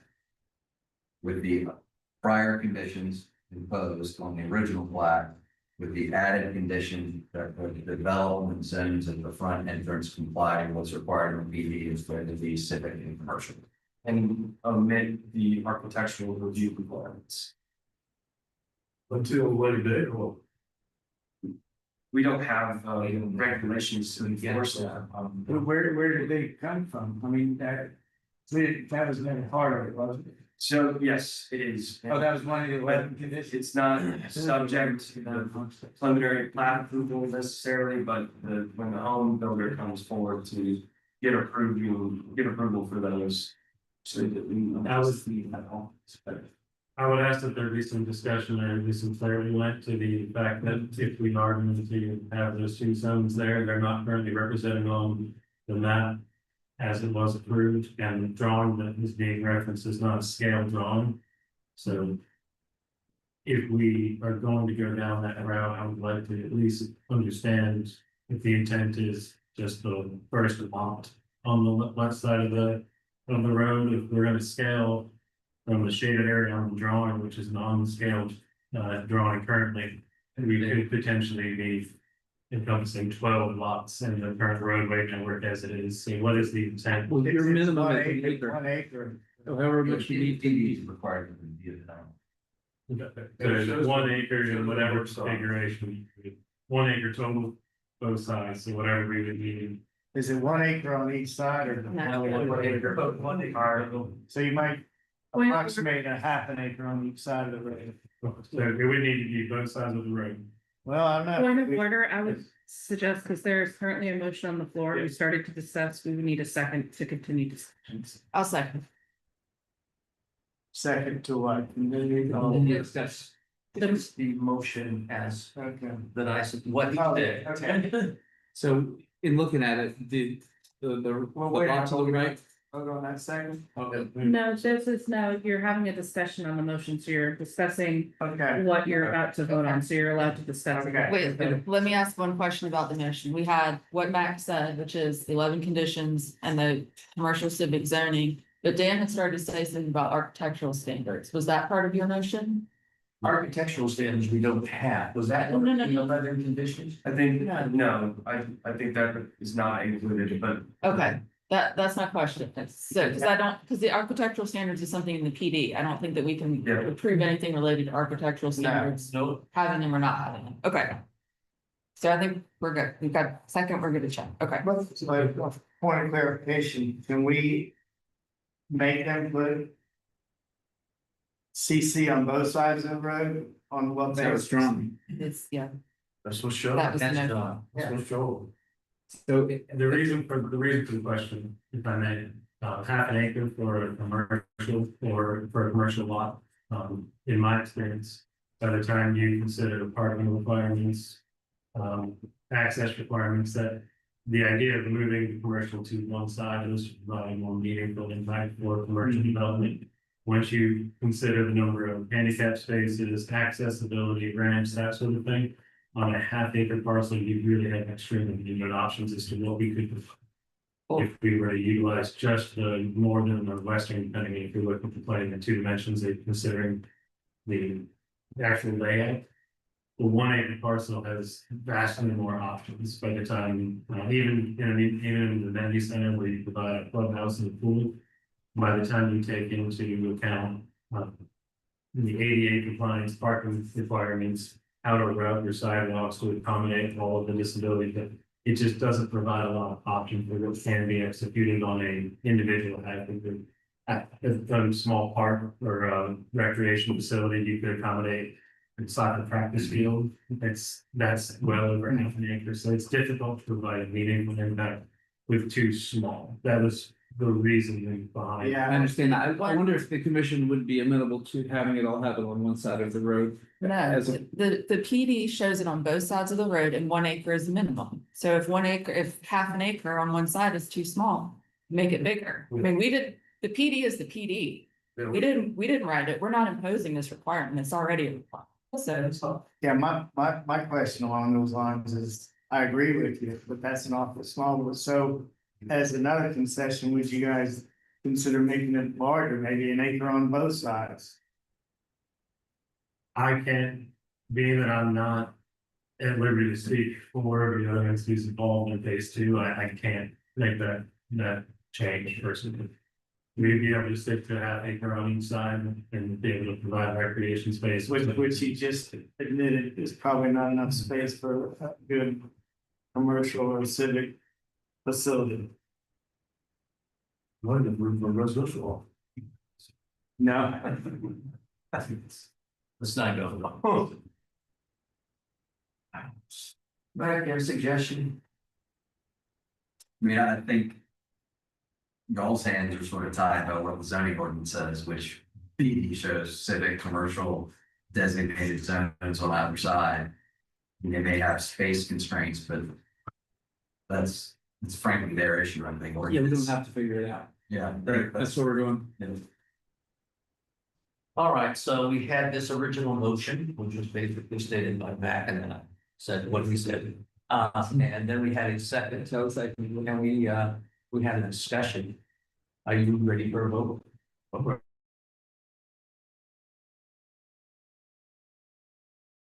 Carries. Mr. Riker, did you make a vote? I'll abstain.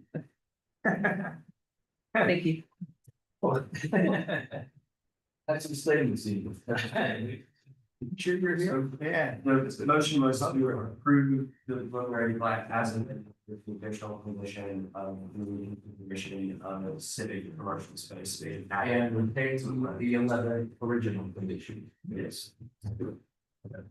Yes. That does bring up one other question.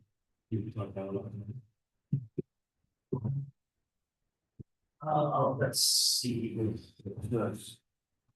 Adjournment? What's that? I asked, Jeff, what do you think, Kelly? I would like both. Mr. Hardy and Ms. Cosino have kindly agreed to give us a sketch of what we should start thinking about in residential zones.